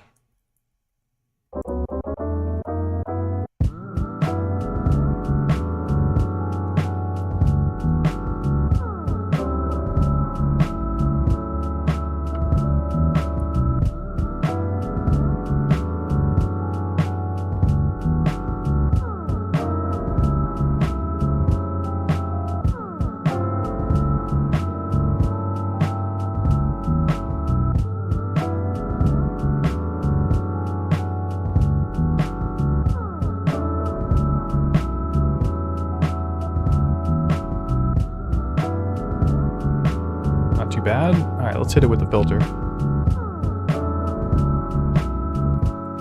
Maybe like a high pass so that piano comes through, but I don't get like the bass and the mids and stuff.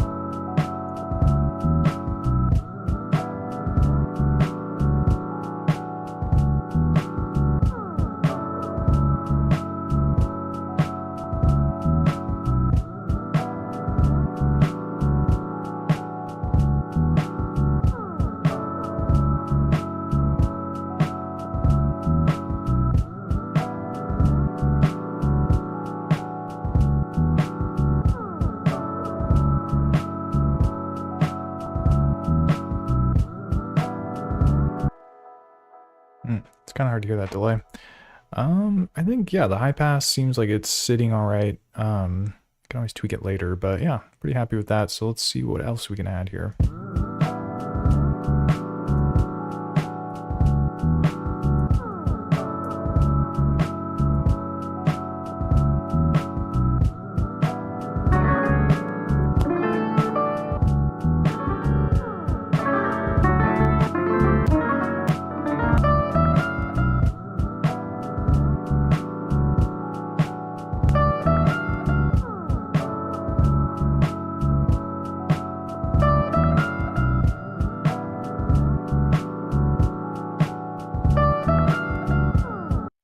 Yo, Portuguese Guitar 9 though, that one's hitting different. Let's see if we can pepper this in somewhere.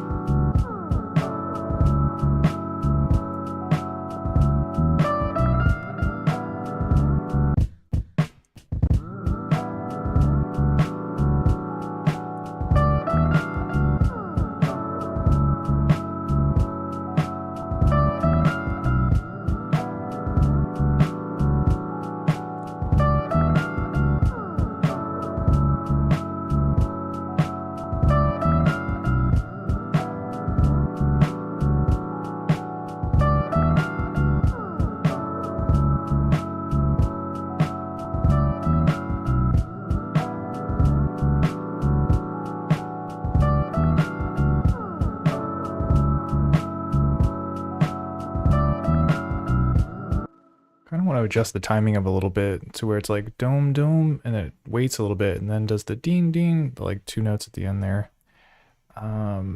It's going to be tricky though. Let's see.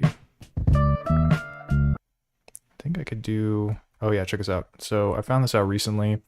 You highlight selection and then you move to where you want it to loop. And then this will basically cause it to like loop the section that you highlight, which is cool. So you hold shift and play. So now it's just playing this section. And what I want to do here is use the start command.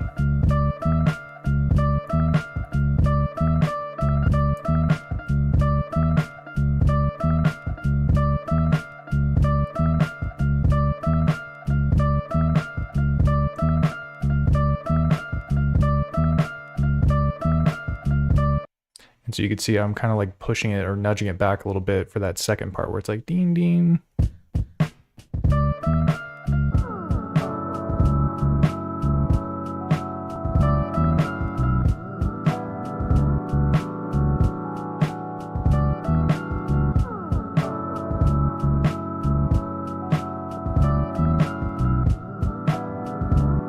And I kind of want this one to only play on the last bar, maybe.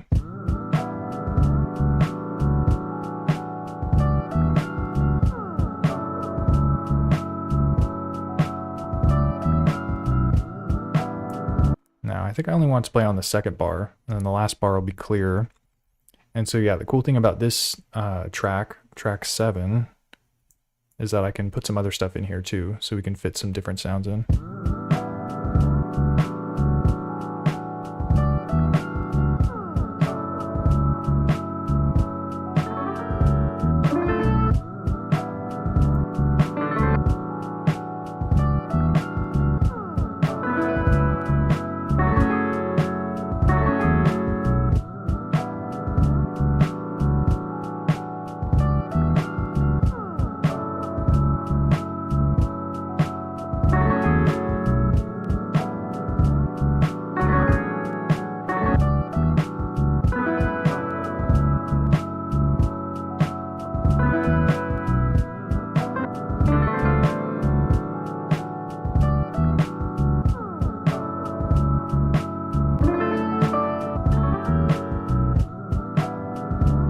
This one.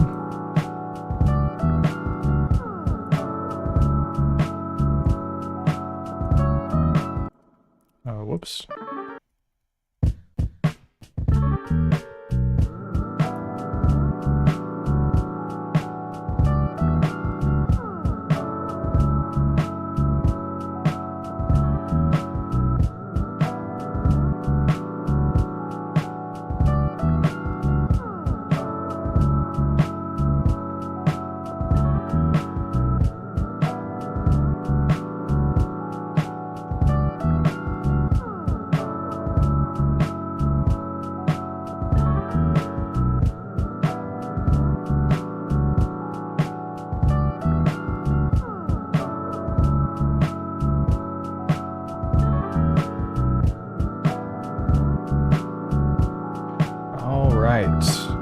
What's up next?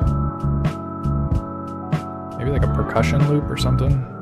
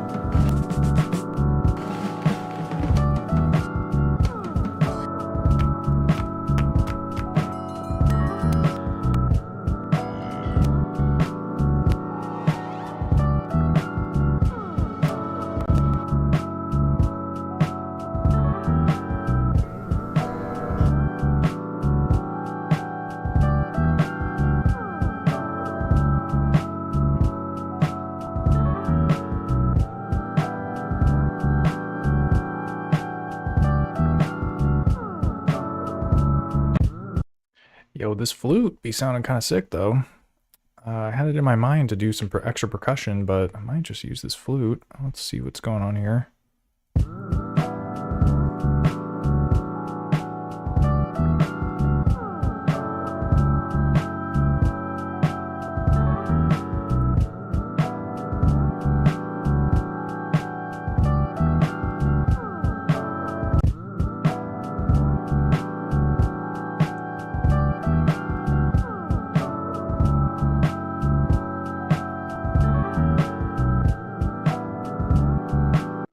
I need to do some ping ponging though.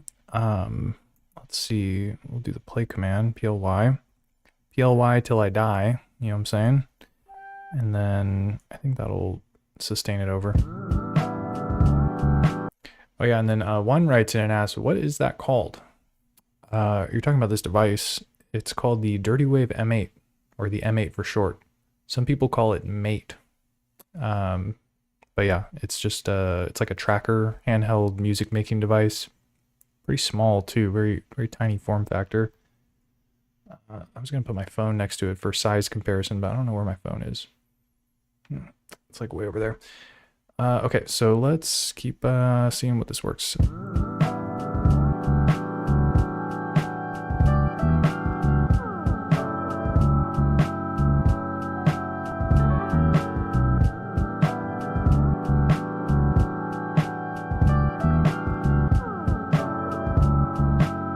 Doesn't quite work because there's like a little bit of a delay or gap at the beginning of this, so I might have to do the start command on this thing.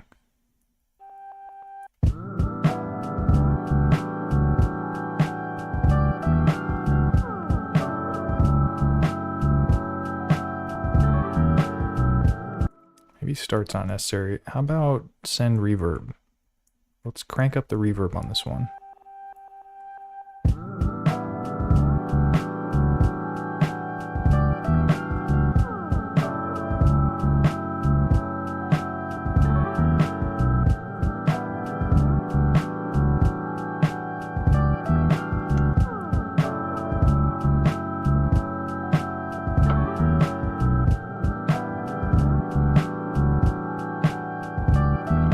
Not bad. Maybe I can delay this a little bit.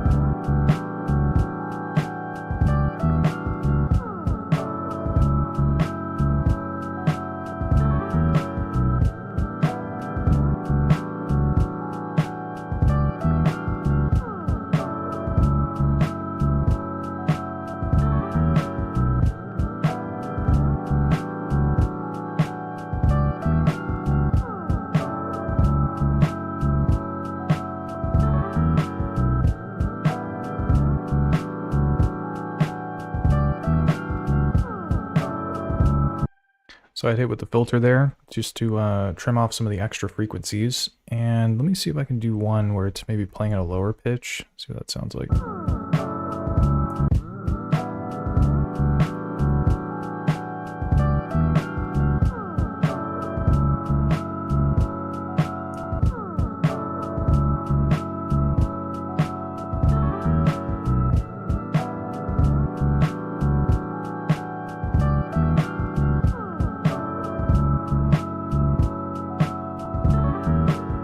Maybe I could have it climb here too. So let's see, copy it.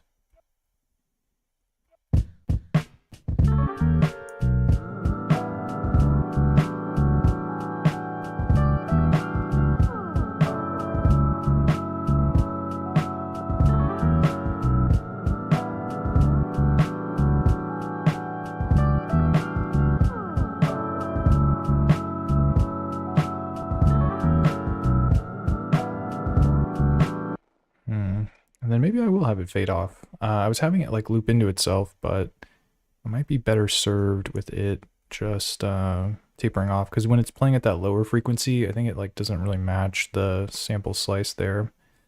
So yeah, let's try and fade it out.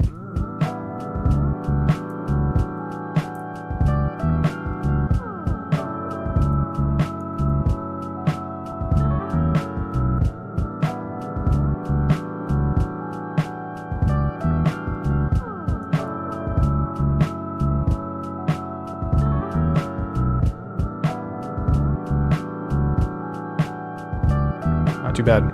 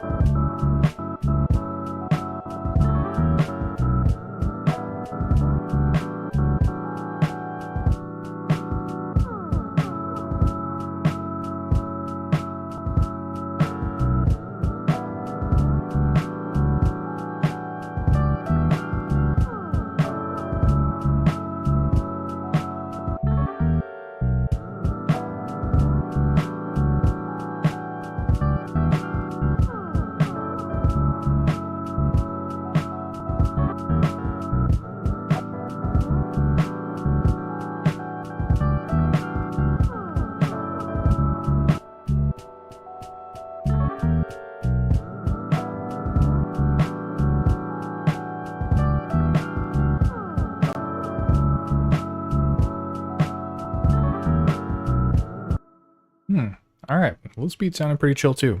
And then I saved a copy of it. We're going to save it again though, because saving twice never hurts. It doesn't cost you much, but it can be very helpful sometimes. Okay, so yeah, this one's all, I mean, I could try and do it here. Yeah, let me try and do some alternate sample chops, because I feel like I always throw in the towel too early with these things. Let's do just a little bit more here. So I'm going to need to, basically I have my sample chops, or the kind of main melody essentially, on this track, track 1. So I'm going to make a copy of this. We got 11 here. And then with this one, I guess there's not really too much fancy stuff going on here, so I can just kind of like add this. Yeah, we'll do 14 and 15. And then let me move this one down so it doesn't confuse me. And then I only want the drums to play on this part so that I can add these like different melodic parts in using sequence number 11 or chain number 11. So I'm going to get these ones out of here too. So this is the bass, right? Yeah. So I'll move the bass out. This one as well. This one as well. Yeah, these are those like guitar and like flute and all that type of stuff. All right. And then we'll put zeros in here. And then I'll put some zeros in here too. I don't know how necessary all this is, but I'm doing it anyways. Okay. So now we got the drums. And here I can build this alternate sample chop sequence. So before I was using C1 and C#1, so super basic. So let's try...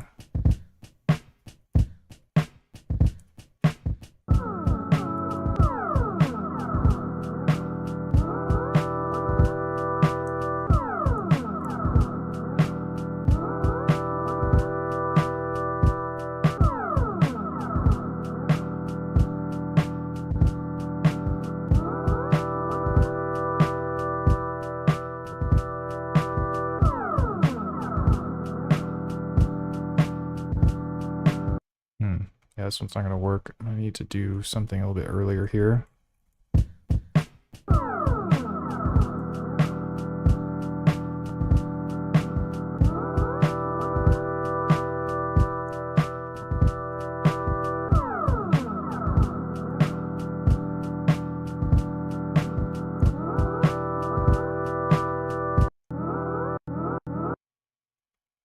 Let me try the start command on this one, maybe nudge it up a little bit.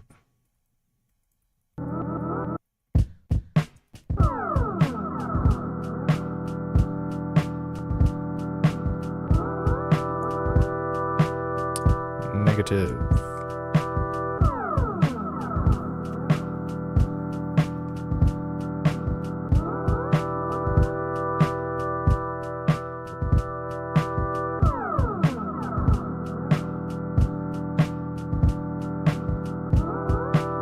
Yeah, it just sounds kind of goofy towards the end there. Maybe what I can do is put, since this is the slice that comes before it, I can add a trigger of this here, and then I can do the start command to put it towards the end.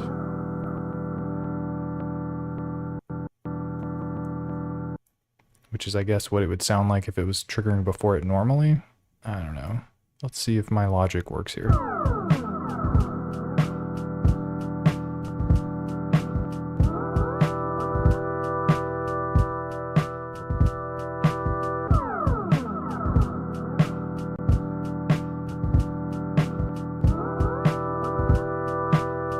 Kind of works. I think it does sound better than what it did before.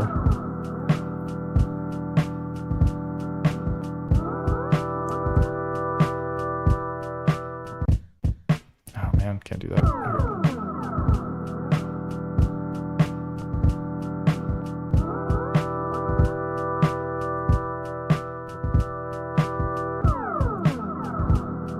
Okay, so now let's hear what it sounds like when it plays 10 and then 11. So let's see if it like transitions into itself pretty well.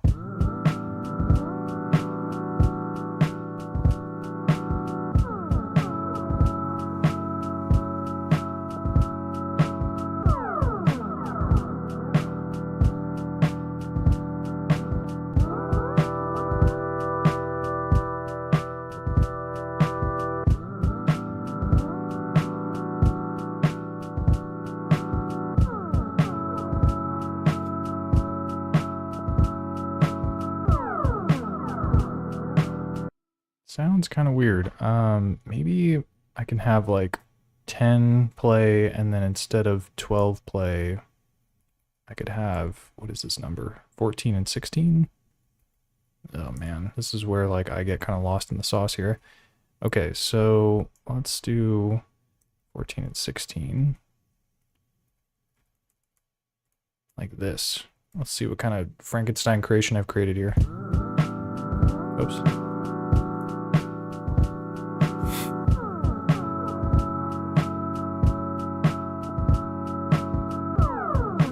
Dude, that is not what I want to do. I want this one to be 14 and 16. And then this one needs to be 10 and 11. Okay, take two.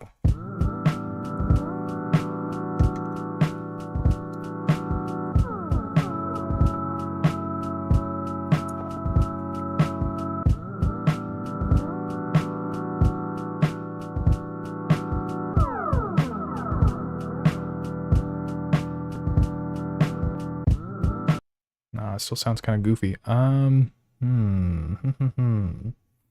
Maybe I need something to play after this. Like something on 8.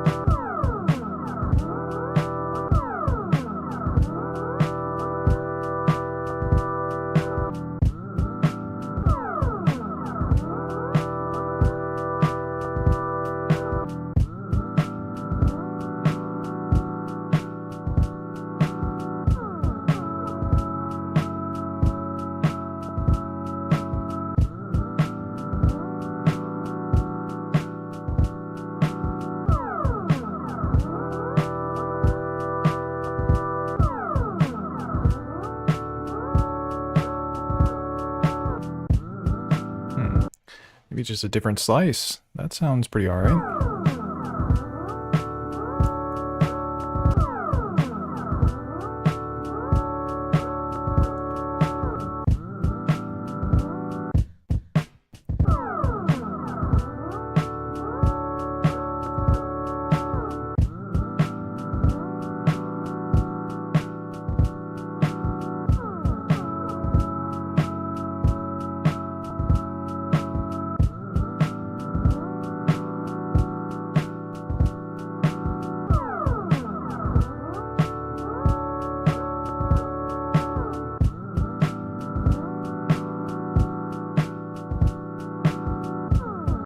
All right, so we got an 8-bar loop instead of a 4-bar loop. We're making progress here.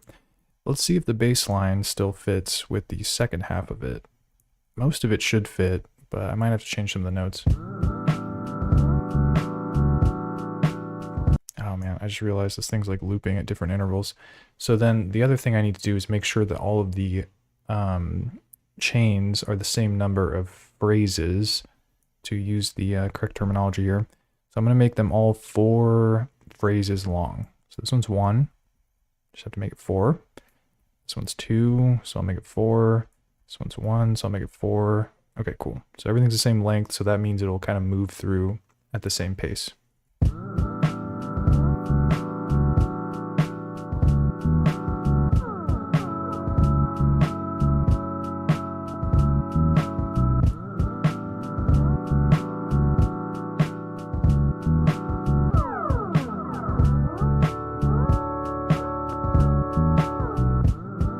I feel like this one maybe needs to be like a higher note. These ones, A3.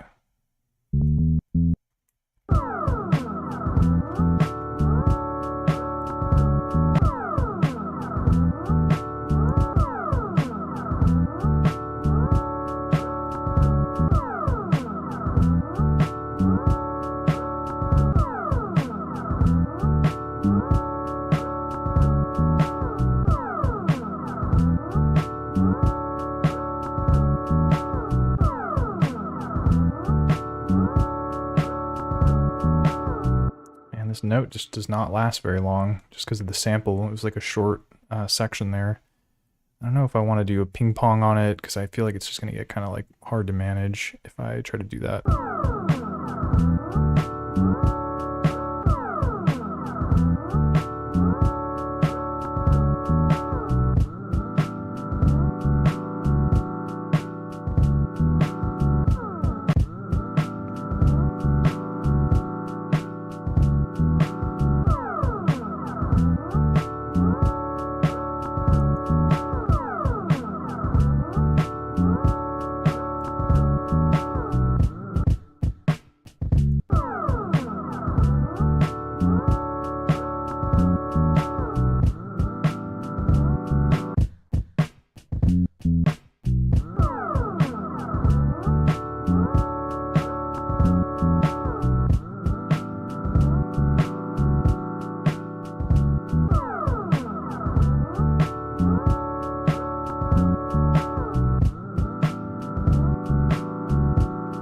All right, I think that works.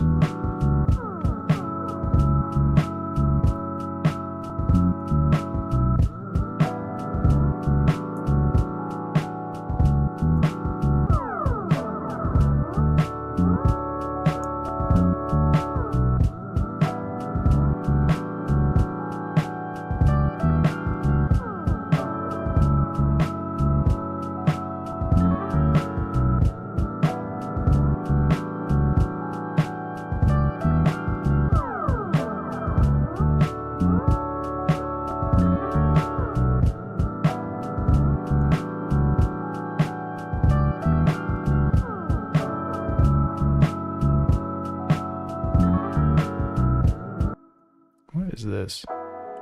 Oh, this is the piano. Yeah, maybe this is the one that I need to change to. Okay, so let me get these out of here. And do this, clone it, and clone it.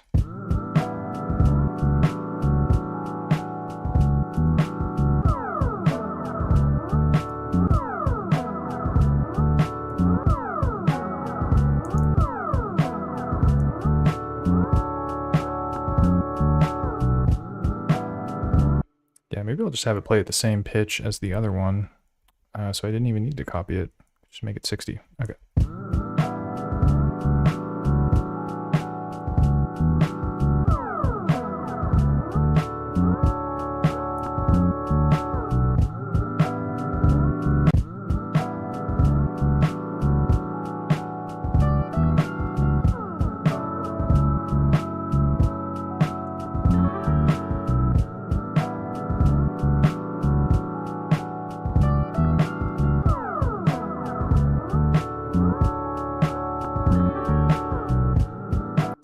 right, so track 7 also works with the other melody, so that's good. And then number 8 or 80. Let's see what this one does. Oh shoot. 8. Oh man, what's this? Okay.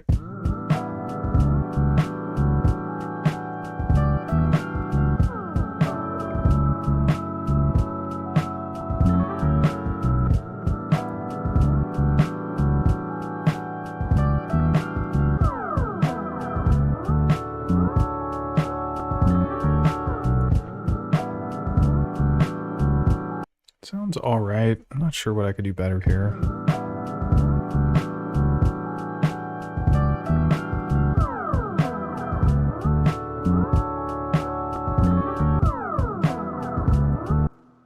Maybe I could add a kill command here to make it so this thing's not playing.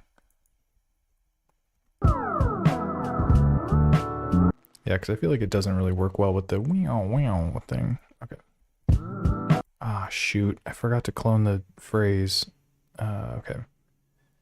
So yeah, you can see I have 80 and 80 here. Unlike this one where I did 51 and 61, this one I kept it at 80. So I'm going to clone it again, or I'm going to clone it for the first time. 81. And then now I have to undo the change that I did here, which it looks like this was supposed to be 82. Oh man. Yeah, it's with this device, it's all about strategery. You have to like really think about what you're doing and not kind of screw up certain things.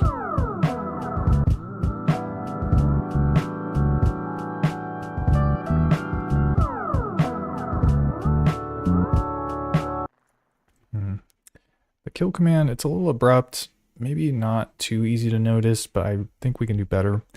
So I'm going to clone this one and add some volume commands here to like bring the volume down towards the end. EOL, negative, negative, okay.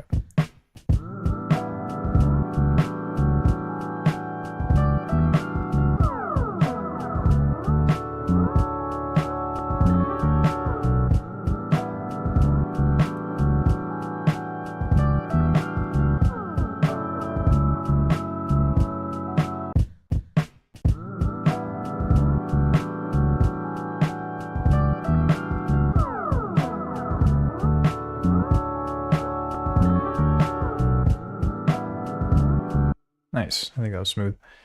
All right, look at that. Mission accomplished here. I got this alternate melody section here, and then everything kind of matches. Just had to make a little bit of changes to like the bass line and some of the other ones. Let's take a listen.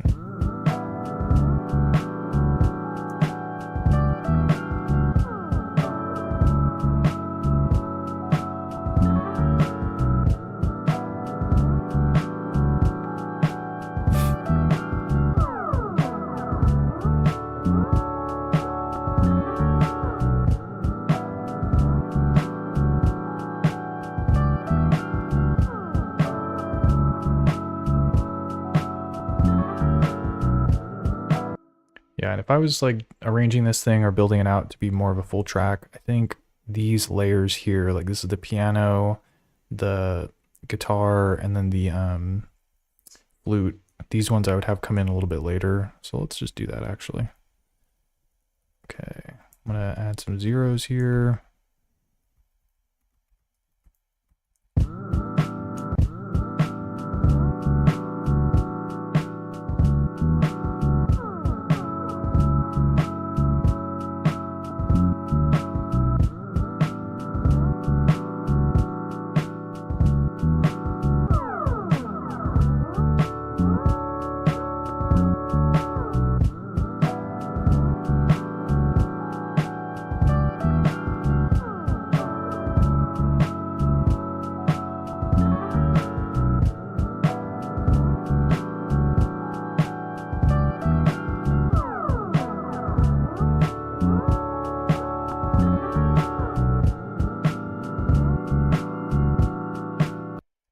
There's a problem. So this thing does not mute out. So I need to use the 0 command to add basically a kill command here. Okay. But yeah, this is like, it sounded pretty solid. Yeah, maybe I could even bring in some of these layers a little bit earlier. But yeah, these are each 4 bars. So we got 16 bars here, which makes it pretty close to completion, I guess. I'd have to add some kind of middle section as well. But yeah, we'll just do it one more time here.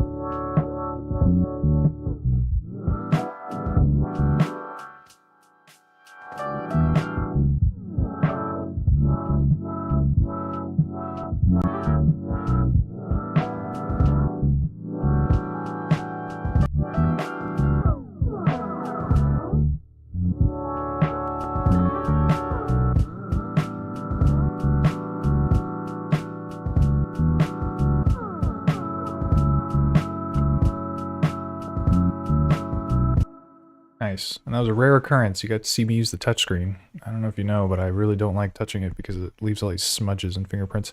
But it's all good because the finger controls are fun. Yeah, I recently found out how to map the DJ filter to the finger. You just have to hold the Option, and then when you swipe up and down, it basically like MIDI maps it or MIDI learns it, or I don't know what the right term is. But yeah, what that does is essentially when you use the touchscreen after that is when it will affect the parameter that you selected.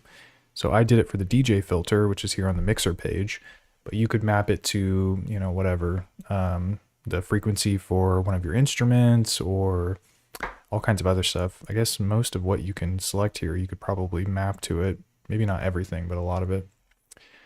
All right, cool. Well, yeah, that was that beat. Here, let me save this actually. Yep.